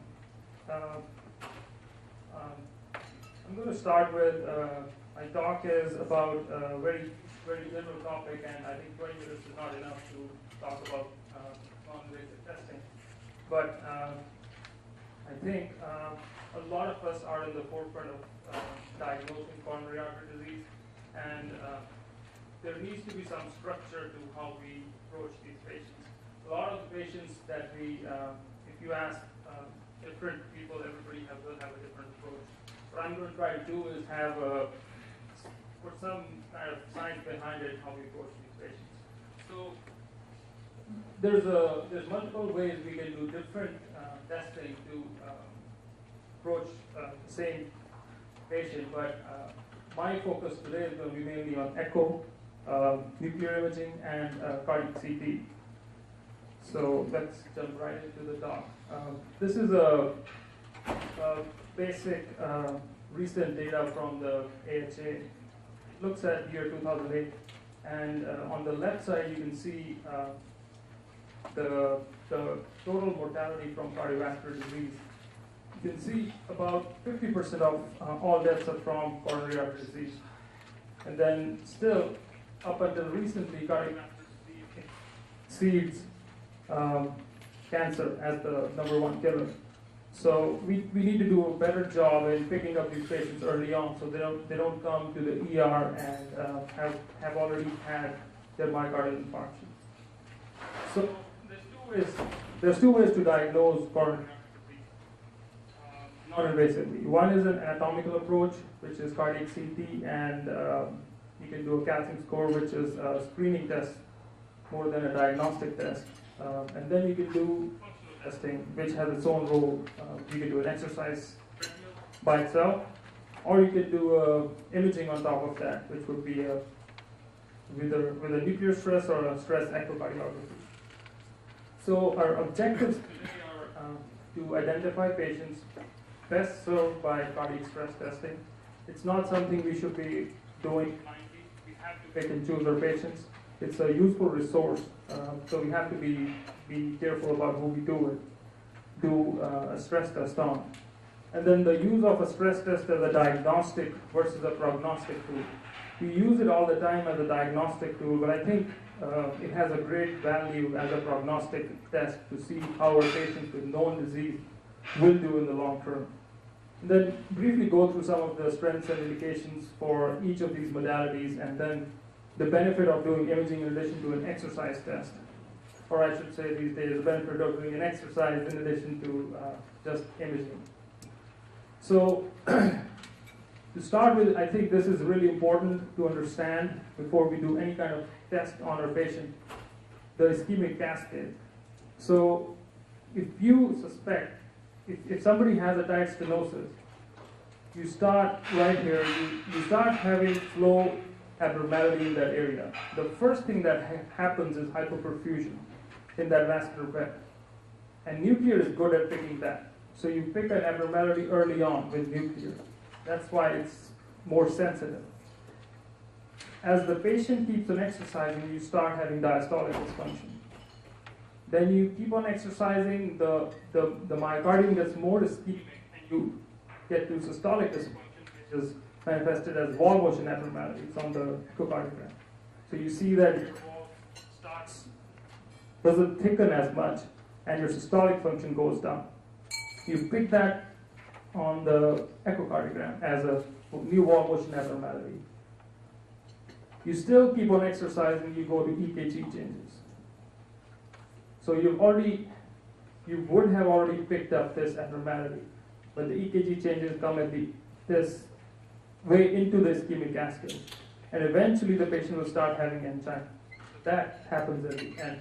So that kind of explains why this is the least sensitive, the least sensitive here, the most sensitive here, and as you go on, you increase your specificity. So you have somebody with symptoms, EKG changes, and wall motion abnormalities versus down here, where nuclear shows you mainly a defect in the picture, which can be from other reasons too, which is body fat or some other artifact.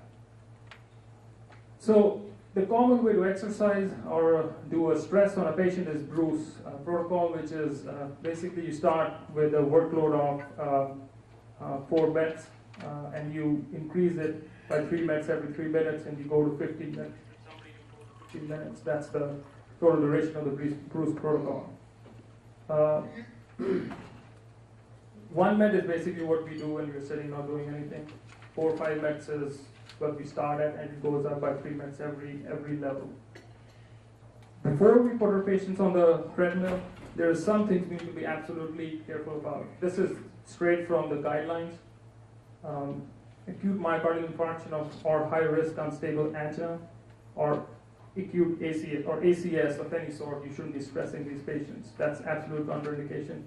Uncontrolled arrhythmias causing hemodynamic compromise, symptomatic severe aortic stenosis, listen to the patient before you stress them.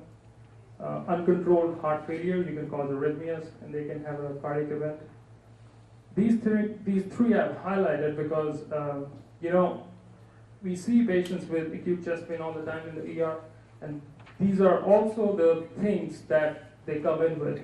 If we don't think about them, we can easily miss them, and if they end up on a stress, they can die on the exercise stress test. So there is really no excuse for not looking for this or not taking a good history if something happens at the end. So these are easy things to think about and do, but once you have the patient and the complication happens, then you're defenseless.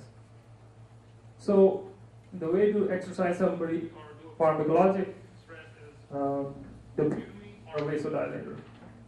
Dobutamine is an inotrope, increases the contractility.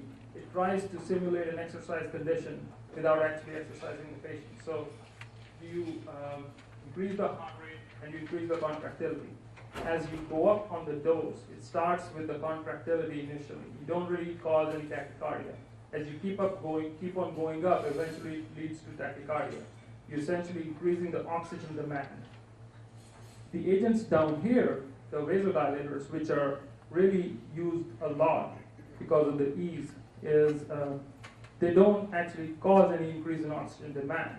All they do is a relative hyperperfusion by perfusing the coronary beds, but the one that has a stenosis is relatively underperfused compared to the other one. So all you see is the heart is not really using more oxygen, but you're increasing flow to areas that are normal relative to areas that are not normal. So if you think about it, this has potential, since you're going to increase your oxygen demand, you're working more, can cause arrhythmias, the dobutamine, and it's an inotrope. versus the coronary vasodilators, which are essentially increasing blood flow, but they have their own complications. So things that should always be in our mind when we order these studies is dobutamine is increased risk of arrhythmia, while these vasodilators, and we'll go through the mechanism of each of them really quickly. We all know adenosine causes AV block. So it's a big no. All three of them are a big no when we have high-grade AV block in a patient. It is also worsens reactive airway disease. So if somebody's wheezing and they have asthma, it's another risk factor. You should never do a vasodilator study on a patient who's actively wheezing. COPD, you can do it if they're doing fine and they're stable. COPD is not a contraindication. And then this one is something we should think about. A lot of our patients are on Agrinox. Agrinox is basically dipyridamole, and dipyridamole increases the concentration of adenosine in the receptor level, at the receptor level. So if you have somebody on dipyridamole, your adenosine level is already high, and they're prone to having their adenosine dose can cause bad complications if you give somebody adenosine already on dipyridamole. So you shouldn't be doing, and it probably can also affect the accuracy of the test because you're already vasodilated. So that's another time you should think about it. This is the basis of how stress tests work, and it's really easy to understand. What a stress test does is not diagnose coronary disease. All it does is change your probability of having coronary disease. So here on the bottom you have your pretest probability, which we'll go through how we determine that. And then you have a post-test probability. So here's the low pretest probability, here's the high pretest probability. This line in the middle shows you your pretest probability. This is your probability if you have a positive result. This is your probability if you have a negative result. So here at the two extremes, if you have a low pretest probability, you really didn't do much for the patient, even if you had a positive result. And here, if you have a high pretest probability, you again didn't do much for the patient with a negative result. So here you have a 10% pretest probability, and after after a positive result, you have a 25% post-test probability. So you still have a 75% probability of not having the disease. Even if you have a positive stress, you're going to unnecessarily do invasive study on this patient. Here, you're going to miss disease if you do a stress test and it's negative. You still have about 80% post-test probability with a negative result. So you again didn't do the testing, which is going to lead you the wrong way. Here is where you get the most benefit when somebody's intermediate risk with their pretest probability. Here you go from about 35% to about 70-80%. And you're probably going the right way. You're going to do a heart cath after this, and you're going to go around here. The likelihood of finding disease is more here compared to here or here. So this patient should probably not be tested. This patient should probably go straight to the cath lab. So the way you do the pretest probability is actually pretty easy. This was developed by a paper by Diamond and Forrester. I think it was in the 80s. It's a simple way. You look at the patient's age, you look at the patient's anginal symptoms, and you look at, that's all you need. For having typical angina, you have to have a chest discomfort induced by exercise or stress relieved by rest or nitroglycerin. So a typical angina would have all three, atypical will have 2 of 3, and non-anginal chest pain would have none of those. And asymptomatic is asymptomatic. So if you have an asymptomatic patient, no matter where they lie in the age and sex, they're all low risk or very low risk. So doing a stress test is not useful here for diagnosing obstructive coronary artery disease. Non-anginal chest pain, if you are a man and you're past 40, you're always going to have intermediate coronary risk. So no matter what you look at, if somebody comes into your clinic, he's a male and he's 50 years old, he has chest pain at rest with no exertional symptoms, you still have an intermediate pretest probability. So you have to do something about it. You can't just say this is non-cardiac chest pain. On the other hand, if you have a woman who is less than 60, her pretest probability is still low. non-angina chest pain. As you move on, this goes more towards intermediate, but for a man above 40 with typical angina, you go to high risk probability. And then you're again running the risk of, if you do a stress test and it's negative, then you have to explain the results. You still have a high post-stress probability of still having disease, even though the result is negative. So this is kind of, it looks hard, but if you keep it in your mind, for women, roughly right here in the middle here, women mostly stay intermediate. Even in the only time women get into high is when they're about 60. So what happens when you do imaging modality on top of exercise? The same graph becomes more sensitive and more specific. So we had this initially. This is a study done by Patterson et al. Using thallium. But what they showed was that if you just do exercise, your curves are not as away from the center line. But if you add thallium, just thallium, you're better off. And if you combine both these, you really get a very good negative predictive value. So here, if you have a patient right here with a 60% risk probability, you drop it down to like 5% with a negative result. If you have a positive, you go up to like 80%. So imaging increases the accuracy on top of your stress test. So the guidelines say that class 1 indication for doing an exercise treadmill is an intermediate risk probability by using just their gender, age, and symptoms. For patients who have a high or a low, it gives it really not a 3, but a 2B recommendation. By 2B, it's just expert opinion, there's really no solid data, and so forth. So when you compare the tests, this is a meta-analysis from all the studies done prior to 2003, everything. And you can look at just your exercise treadmill, it's about 68% sensitive. And when you add imaging, you really go up on the sensitivity. You have an 85% roughly sensitivity. Your specificity, though, it's better with an echo, but your nuclear is not as good. There's a lot of artifacts on nuclear, so it leads to more testing. So this is something, just an easy reference. Comparing echo and nuke, again, all the studies prior to 2003 in this meta-analysis. Sensitivity is better with nuclear, specificity is better with echo. And this holds true. So this was the diagnosis of coronary artery disease using stress testing. Now let's move on to use as a prognostic tool.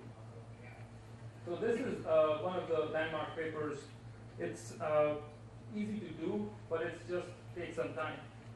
When you do a treadmill score, or when you exercise a patient, if you know the duration of exercise, their ST deviation, and the angina index. Angina index is basically it's 0, 1, or 2. 0, no pain. 1, non-limiting chest pain. 2 is pain which makes them stop. ST segment elevation is minimum millimeters up or down. You take the total duration of exercise, subtract from it 5 times the ST segment deviation, and then from that 4 times the angina index, you get a score. And you're either your low risk if your score is more than 5, your intermediate risk if your score is -10 to +4, your high risk if it's less than -10. So if you look at these people and follow them, this was done in 284 consecutive patients with chest pain in Duke, presenting to Duke stress lab. And they excluded left bundle branch block or patients who had Q wave induced ST elevation, because having Q waves can itself cause ST elevation using stress test. So they found that their yearly mortality or event rate, cardiovascular, actually mortality was really low. If you were able to have 5, your score is more than 5. As you go to a score less than 10, your mortality is 5% every year. And then your intermediate, it's in between these two. So you risk stratify them if you do a nuclear spec on top of that. So you exercise them and you do a nuclear spec. This is a meta-analysis of 24 studies. If you have a normal spec, your annual event rate is low. If you have an abnormal spec, your annual event rate is high. But if you exercise and you still have a normal, you're better than somebody who had a nuclear spec with a vasodilator. or a pharmacologic stress. So exercise on top of nuclear is predictive of less events. If you're able to exercise, that's a prognostic marker in itself. Even if you have a normal result, it is statistically significant in this group too. So if you look at the Duke treadmill score, and then on top of that add imaging, so you see patients who had a low Duke treadmill score in this study. Again, it's a good study, 2,200 patients, followed prospectively. If you have a low Duke treadmill score, and you have a large perfusion abnormality on the nuclear, you split out, you separate the patients who are going to have bad outcomes versus patients who are going to have good outcomes. So you have a low Duke treadmill score and a normal perfusion, you're going to do the best. You have a low Duke treadmill score and a high perfusion defect, you're going to do worse. I actually had a patient like this, a pilot, who went 9 or 10 minutes without having chest pain, and he ended up having left vein disease. So young people will do this to you sometimes. They'll exercise, they'll push through pain. I don't know what they have. They adapt to it. They just don't have the classic response. So you might occasionally run into this when you have a completely normal EKG and a perfusion deficit. So it helps in this setting. In the high-risk group, your event rates are high anyways, but still it helps stratify if you can exercise or not. And then intermediate, it also helps. So this normal, mild, severe is the extent of ischemia on the stress nuclear study. This is a confusing slide on this. In this study, they essentially tried to see what test is going to be more predictive of future events. They took a bunch of patients that had coronary artery disease. They all had disease, 1 vessel, 2 vessel, 3 vessel. They were treated medically, so they didn't get a cath, they didn't get revascularized. This was done in the 90s. At that point, it was still okay to treat the patient with medicine without revascularization. They saw that if they cathed everybody and they did a nuclear imaging study on everybody. This is just your predictor of having future events. The higher the number, the more likely that stress, that modalities, that variable down here is going to predict future events. So when we look at gender, they saw that if you have a female, she's going to do worse. So everything else is the same. If you exercise less than 6 minutes versus more than 6 minutes, it is predictive, but not that much for future events. Then you cath them, they have these markers, and on top of that, they have obstructive disease. That's going to predict their future events by 25%. And if you do not cath them, just look at these parameters plus the spec, your predictive value is pretty high. It's almost as good as a spec. So all you do here is you add the size of the nuclear abnormality on the stress, on the other variables. And they found in their final conclusion, the best predictor of overall survival was the size of the deficit on the nuclear study. So same thing with echo. The larger the wall motion abnormality induced by exercise, the more likely you're going to have worse outcomes. The size of the abnormality predicts your event rate eventually. So when we use these stress tests, imaging on top of a stress test, the size of the perfusion abnormality, in addition to other markers, helps us decide whether somebody will have a good outcome in future or poor outcome. The reason being, if you have somebody with multivessel disease and you stress them and they're vascularized and you get a good normal perfusion and they do 5 or 6 minutes, that patient is actually going to have a real good outcome long term if he takes care of himself. So that's the use or the benefit of a normal study in a patient with known coronary artery disease. It's a prognostic marker long term. So if you have to summarize this, you can say that patients best served with stress testing are for the diagnosis of coronary disease with intermediate retest probability for obstructive coronary artery disease. Duke score is an easy way to risk stratify patients. Exercise duration is one of the strongest predictors of future mortality. Adding imaging increases your diagnostic and prognostic ability, and having a normal stress echo or SPECT predicts a low future yearly event rate of less than 1%. So this was functional testing. Now let's move on to one of the newer ways to diagnose this, which has a completely different approach, is non-invasive angiography and calcium scores. So, what is a calcium score? Calcium score was developed in the 90s by Dr. Agatston using electron beam CT. Now we use our modern scanners to do this. It's essentially, it's a unitless score. What you do is you get the area of the lesion that has calcium, that has above a certain Hounsfield units on the image, and then you multiply by a weighting factor that's based on how bright the picture is, and you get a lesion score. And then you add up all the scores in that vessel and add up all the scores in all the vessels and get a single score, which is your total calcium score. So that's essentially how you calculate it. And what it tells you is where you fall on a percentile for that age, for that sex, and for that ethnicity. This was based off the study done by McClellan et al. And they show that everybody is different. A 40-year-old female with a calcium score of 100 is different than a 70-year-old white male with a calcium score of 100. The female is going to be very high on the percentile risk for that age and sex versus that elderly gentleman with a calcium score of 100. So it doesn't, 100 score, you can't apply that it has the same risk predictive value on for everybody.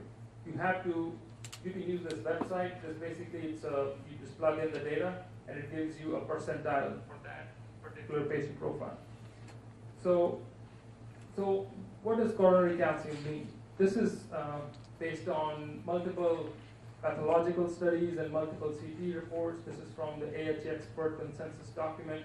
So the coronary artery atherosclerosis is part of development of atherosclerosis. It occurs exclusively in atherosclerotic arteries and is absent in normal vessel wall. And it is a predictor of future CV events. So this is the same population here, the MESA population, the multi-ethnic study of atherosclerosis. Prior to this, the belief was that calcium may or may not predict future events. What they did in this, they had 6,814 patients from 4 different ethnicities.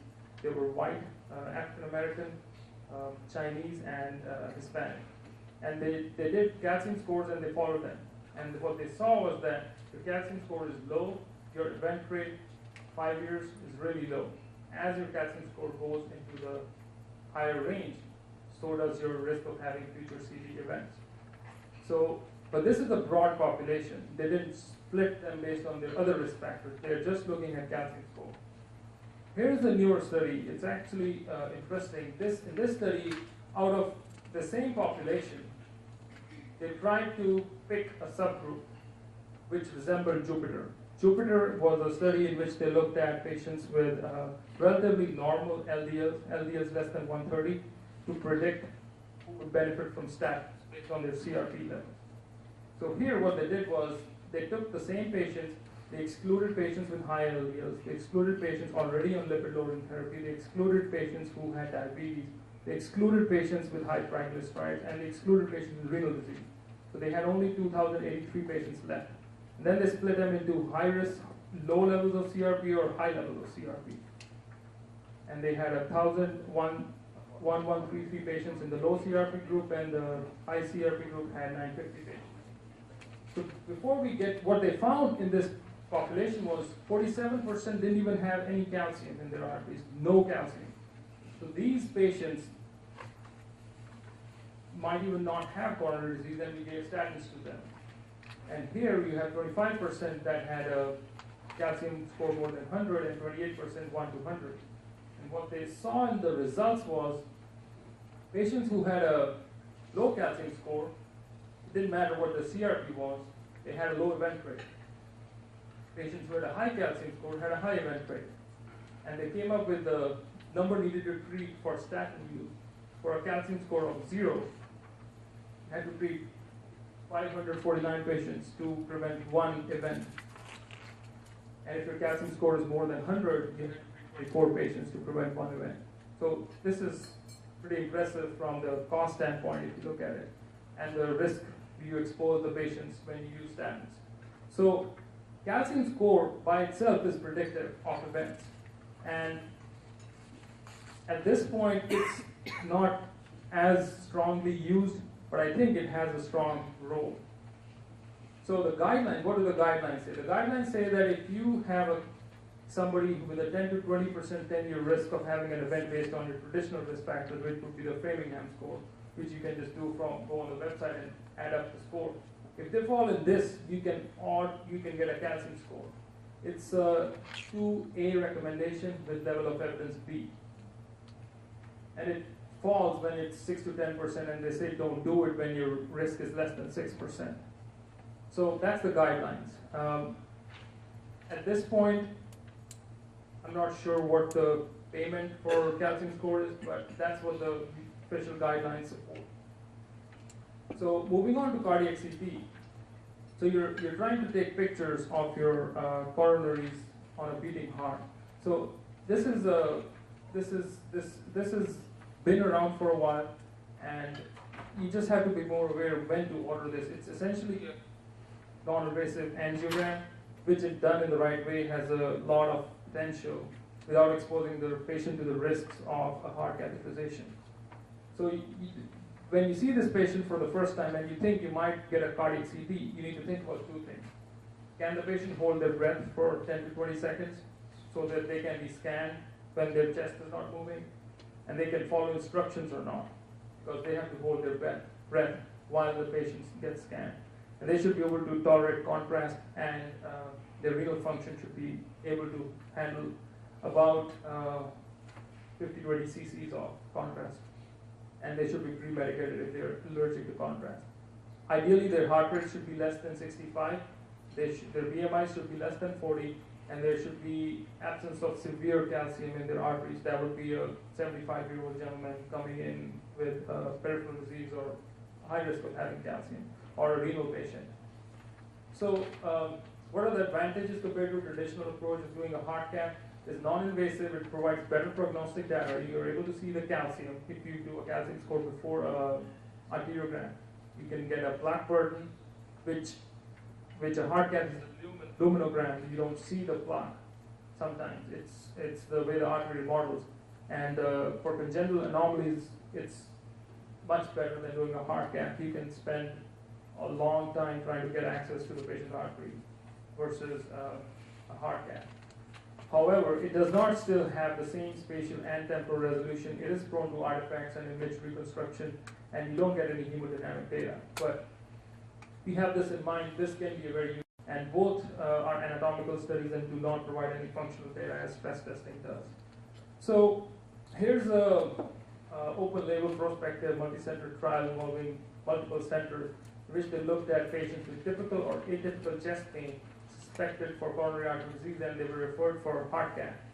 And they excluded patients who couldn't tolerate contrast, had renal dysfunction, irregular heart rates, or tachycardia or hypotension, and contraindication to these medications because they were given to slow the heart rates.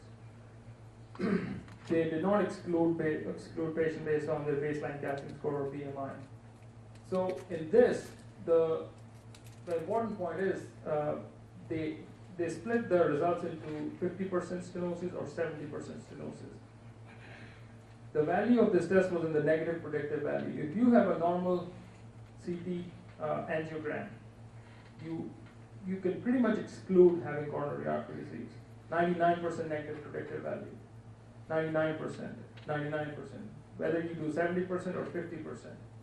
If you get a good CT scan on a patient and they can cooperate, and you have a negative results, you pretty much exclude having significant coronary artery disease. That's the value of this test. And similar results in this meta-analysis of 28 studies comparing CTA with left heart cath, looking at more than 50% stenosis as a cutoff, 100% negative predictive value, 100% close to 100% negative predictive value. So that's the kind of patient best served with this test.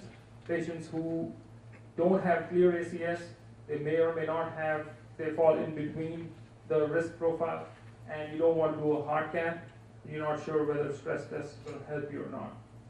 So that's really where the value is intermediate. In the clinic or in the non-acute setting, you have the pretest probability like we did in the stress test. If they are intermediate, that's the best patient population. In the acute setting, when you have acute symptoms and they rule out and their markers are negative, and you still don't know whether they do or do not, this is again a good patient profile to do a CT angiogram on. If you have a high suspicion, you probably should not be doing this. This is the new system of looking to give to the patient. An average adult gets 3.1 millisievert every year just from background. A chest X-ray gives 0.1 millisievert. CTA done used to be down, it was 15 millisievert, but with new Q current modulation and prospective gating, which are just different ways to do it, it's down to 3 millisievert background radiation dose per year. But this is this requires a dedicated CT lab that does it routinely. So heart cath, a diagnostic heart cath, it depends upon the operator, but its average comes out to be about 7 millisieverts. A nuclear stress test, the current stress test gives you about 12 millisieverts. So if you do a crude way of doing a CTA, you're probably still giving the same amount of radiation, but with the newer technique, you can cut it down significantly. A calcium score doesn't even give you 1 millisievert. It's a really low dose, quick method of looking at calcium in the arteries. And then there's the PET. So when we use calcium score is a really simple low radiation non-contrast test to risk stratify patients on top of conventional risk factors, and best used in intermediate risk asymptomatic patients. CTA is a useful test when you have the right kind of patient and has a high negative predictive value to get a negative result. And you've got to think about radiation. And that's it. Thank you. Thank you, Dr. Cardiovascular. That was very exhaustive review. Our last speaker, please hang in there. This is the best. We save for last. Dr. Josh Broder, who is a cardiologist in Penn Valley. He is going to teach us about the treatment of coronary disease. When do we take medical versus interventional versus surgical? Dr. Broder.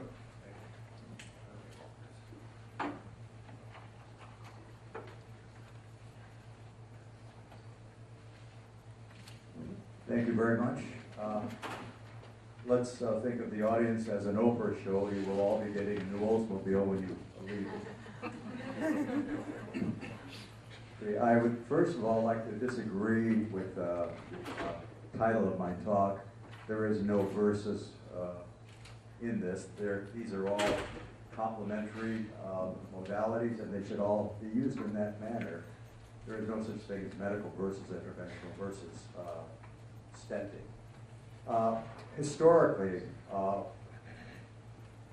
occlusion of the coronary artery causing myocardial infarction and death only goes back 100 years. In 1912, it was first found that actually progressive occlusion of the coronary artery could cause somebody to die. Before that, the most common cause of death on a death certificate was acute congestion. We all may feel like we died, but we didn't. For about a half a century after that, there was no improvement in coronary treatment, and in fact, the treatment for heart attacks was bed rest and chicken soup. I personally don't like chicken soup, but heart catheterization changed everything, and heart catheterization really started by a urologist in 1929 who put a ureteral catheter into his brachial vein, pushed it up into the heart, walked up to X-ray, took a picture, and saw that the catheter was in the heart. He got a Nobel Prize for that. I don't suggest to repeat that. I don't think they'll do it again. Very shortly after that, in Montreal, Dr. Arthur Weinberg, who was a very radical heart surgeon, started thinking about treating patients with severe angina, and he tunneled into the ventricular myocardium and actually implanted internal mammary arteries. And he said, well, the ventricular vasculature is different. Maybe it'll take. Of course, he was laughed at, derided. And then, by sheer accident, around 1958 in Cleveland, Dr. Mason Soames, who was a radiologist and cardiologist, was injecting the aorta on a patient, and the catheter slipped into a coronary artery, and he put in 30 cc's of dye, which the cardiologists know is a rather nasty thing. The patient, of course, arrested. And when they finally resuscitated, they found that the pictures were beautiful. So he actually did selective coronary arteriography, and then he figured out that if we used much smaller amounts that did not cause cardiac arrest, perhaps we could actually look at coronary arteries. the one thing that this did finally do is that it proved that Dr. Weinberg was right. He found that over 50% of all the internal mammary arteries that he had implanted at the ventricular myocardium actually fed the heart muscle, which is remarkable. So this was the first major surgical treatment for angina pectoris that was actually successful. This might have basically done nothing except 1967, Dr. Favaloro at the Cleveland Clinic was the first one to truly publish the use of bypass surgery. He used veins and he connected one end to the aorta and the other end to the coronary artery beyond the obstruction. So this was coronary bypass graft surgery.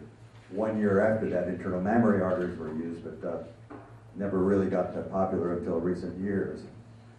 Major advance in coronary artery treatment was in the early 1980s when streptokinase came in and we could now dissolve a clot.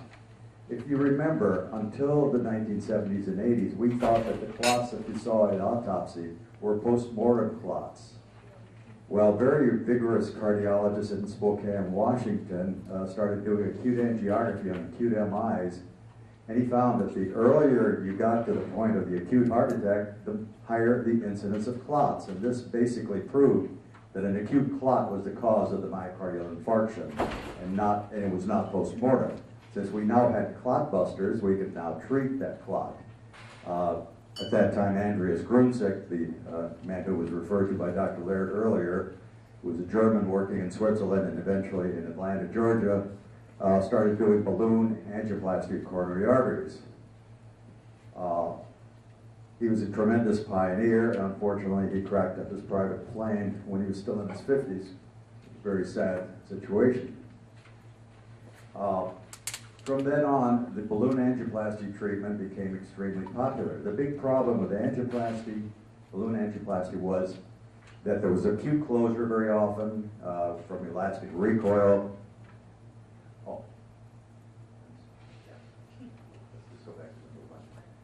And that about 30 to 40% of the opening of the arteries would close off within 4 to 6 months, and it had to be repeated.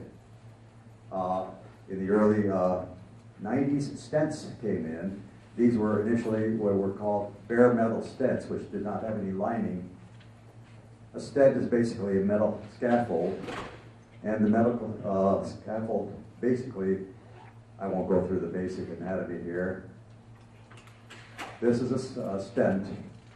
The scaffold basically prevents acute closure of the artery that's been opened by the balloon. The initial metal stents, unfortunately, had a high rate of closure because there was bare metal, which was the nidus for clot formation. In 2003, the medicated stents came in, and these had the Taxus stent and the Cypher stent, and they had the anti-metabolites built into them so that this could prevent revascularization or neovascular revascularization of the interior of the stent. So this reduced the rate of closure of stents down to about 4 to 5% over 5 to 10 years. This is remarkable because this started to pose a major problem to the heart surgeons. Since this was basically getting very close to what they were doing. Just as a reminder to those that are not cardiologists, on your left-hand side, you see a saphenous vein which is connected.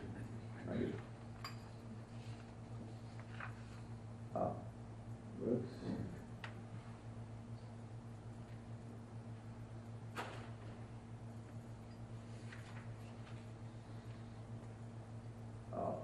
Proximally to the ascending aorta and distally to the right coronary artery beyond the site of the obstruction. That was the vein graft. An internal mammary graft, as you recall, is in your own blood vessel. It starts up here and is inserted into the artery. In this case, the anterior descending coronary artery right below the site of obstruction. The big advantage of the internal mammary, of course, is that it's your own artery. It's the same size as the artery you're putting in, and therefore has much less chance of closure. So arterial conduits, whether they're internal mammary or the proper term is called internal thoracic if you're an anatomist, these last much, much longer, and they're certainly preferable.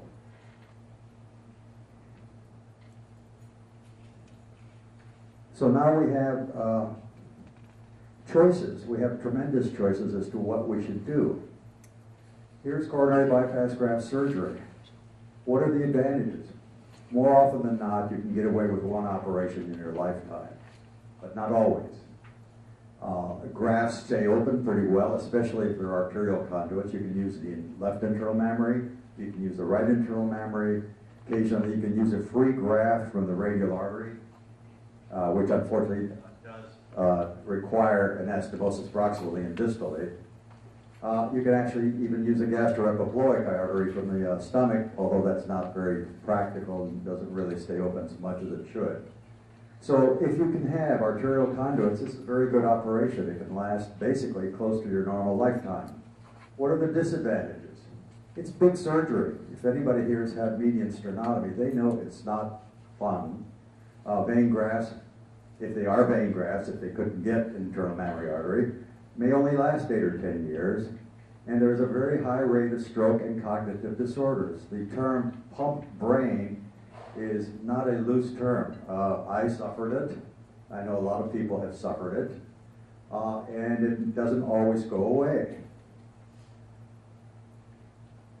What are the advantages of stents? Well, there's no sternotomy. That's beautiful. It can be repeated if you have to. It's very convenient. I mean, I've had patients in the past when I used to do this that said, I'm going on vacation next week, can you do the stent this week? I wasn't overjoyed, but I did it because they were paying the bills. So the disadvantages, of course, are that there is thrombosis in a large percentage of cases. And this can be obviously mitigated by prolonged medical treatment with antiplatelet agents. If you do enough of these things, you start getting access problems from the arteries, depending on where you do the punctures. If you've already got peripheral arterial disease, there are just so many times you can enter a bad femoral artery. There are so many radial arteries that can be punctured.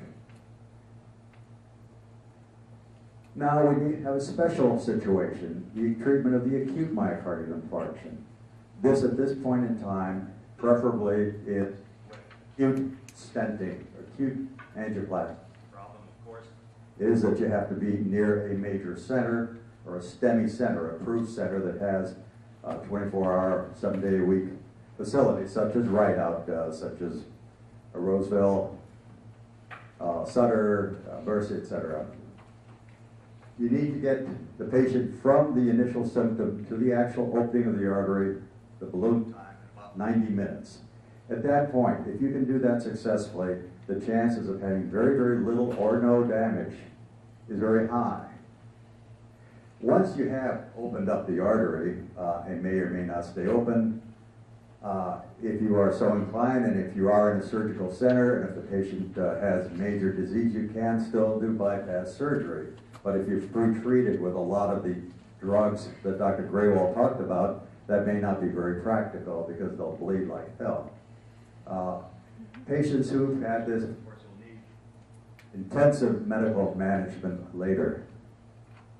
But this is life-saving. It's wonderful. It's a tremendous tool. What is the treatment of chronic stable angina? This is different than acute MI. Remember, an acute MI is a rupture of vulnerable plaque, a lipid-laden plaque. There does not have to be major stenosis in that artery. It could be a 30% block, but because of whatever circumstances are occurring in the endothelium, you get rupture, you get release of the toxic things that are inside the plaque, and you get an acute thrombus. So that's acute MI. Chronic stable angina is not rupture of a plaque. It's progressive narrowing of the artery due to atherosclerosis. So in 2000, we used to do this, treat patients with chronic stable angina with angioplasty all the time. And in fact, it became a joke that there was an oculostenotic reflex. If you saw stenosis, you had to stent it. Well, we were probably quite wrong. And in 2007, a major trial came up at the American College of Cardiology meeting in New Orleans. It was called the COURAGE trial. And the COURAGE trial basically showed that in chronic stable angina, if you treat patients medically very, very vigorously over a period of time, the results of medical treatment are the same or very similar to those of stenting. There were problems with that trial. Number one, there was a lot of crossover from the medical to the surgical arm. Number two, the stents that were used were bare metal stents, which are not the state of the art, but that was a study because it had been going on for several years. Number three, the patients were not treated with enough antiplatelet drugs. But after this study came out, within the next month, Boston Scientific, which was a major manufacturer of stents, lost 20% of their stent business. That's how important this trial really was in the medical field. Here are indications for coronary bypass graft surgery in coronary artery disease. There's a major place for coronary disease, with all respects to Dr. Harper. I believe strongly in it and the appropriate condition. These are basically relatively standard indications with a few modifications that are personal choice. Triple vessel disease is certainly a major reason for doing coronary bypass graft surgery. Now, there will be some very capable interventional cardiologists like Dr. Graywall, Dr. Sonnenfard, who will find triple vessel disease and say, hey, I can stent it all at one time. Cool. If you're in that kind of a position and it can be done, and I guess that is a reasonable alternative, and there are many studies that show that it's not an inferior approach, although I think most people will still go along with bypass surgery. If there is left main coronary artery disease, we still think that bypass surgery is appropriate, although again, left main coronary arteries, even unprotected, without collateralization, are now being done with primary angioplasty.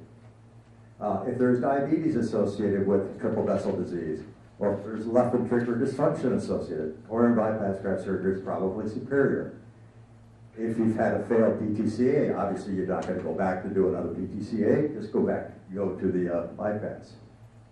What are the indications for stenting? Well, we talked about acute MI, significant angina, single or double vessel disease. And here I'll tell a little story. In the early days, Dr. Grunzik, who was the pioneer of this, believed that you could only do one artery at a time. And Dr. Hartzler, who was the young Turk out of Kansas City, who I did some training with, believed in doing multiple vessels. And there was a national meeting where they were pitted against each other to argue the point. And Dr. Hartzler gave the whole point that you can't do more than one at a time. And Dr. Hartzler then came up and said, I agree totally with Dr. Grunzik. I do one at a time, and then I go and do the second one, and then I go and do the third one. So if the patient is reluctant to have surgery because they don't want their chest cracked, or if they've had surgery before and they don't want to repeat sternotomy, that's an indication for stenting. If you've got grafts, vein grafts, arterial grafts that are narrowed or kinked, that's certainly a good indication for stenting rather than opening the chest again. If you've got mitigating factors such as COPD, age, multi-system disease, CNS problems, all these things, stenting is certainly safer than going on a heart-lung machine. Okay, now let's talk about medical management. This is the crux of all treatment, medical management. Medical management, unfortunately, has gotten a bad name because we really don't do it very well. We don't do much. We're not strict. If you follow the very, very strict practitioners of this, in about 35% of cases, you can get reversal of coronary artery disease if you become a vegan, if you stop smoking, if you lose weight, if you do all those wonderful things, hypnosis, yoga, etc.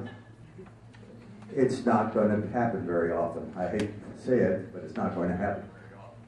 So what is practical medical management? Strict lipid control. The 60-60-60 rule, Dr. Harvey Hecht in New York, otherwise crazy, but he believes that you should have an LDL of 60, an HDL of 60, and triglycerides of 60. That is probably not going to happen with diet. It'll happen only with very strict drug regimen. And if you're willing to do it, great. Blood pressure control, smoking cessation, diabetic control, weight control, exercise, and the multiple drugs, of which statins are fantastic drugs. Antioxidants, aspirin, who knows what else is out there. Fish oils. I hate to kill so many fish for this, but anyway. In summary, atherosclerosis is a progressive, familial, and environmental disease which often starts at pre-adolescence, and in fact, the pediatricians are calling atherosclerosis a pediatric disease now.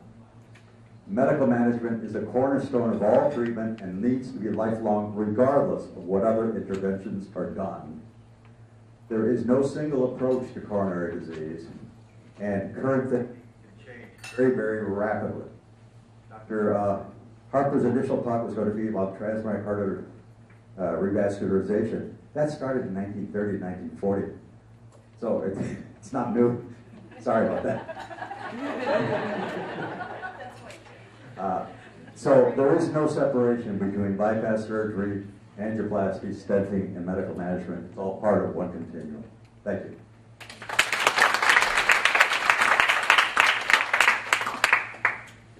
Thank you, Dr. Broder. That was an excellent review and entertaining too, so we all woke up. So, but thank you everybody for staying late. One of the things about coronary disease is it's a moving target. And every year guidelines change, what's good, what's not good, and we keep changing ourselves, so we keep learning. We are students, all cardiovascular specialists. But one thing is clear, that every patient needs maximal medical therapy. And then we do stents or we do bypass surgery, it becomes a choice, and that keeps changing. But from patient perspective, they like the minimally invasive, be it surgery or interventions. With that, seems like we have a completable agenda and come to the end of our gathering.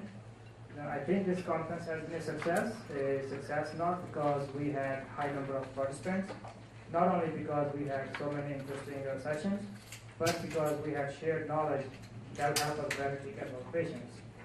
I wish you good luck in the endeavors. Now it's closed. Thank you.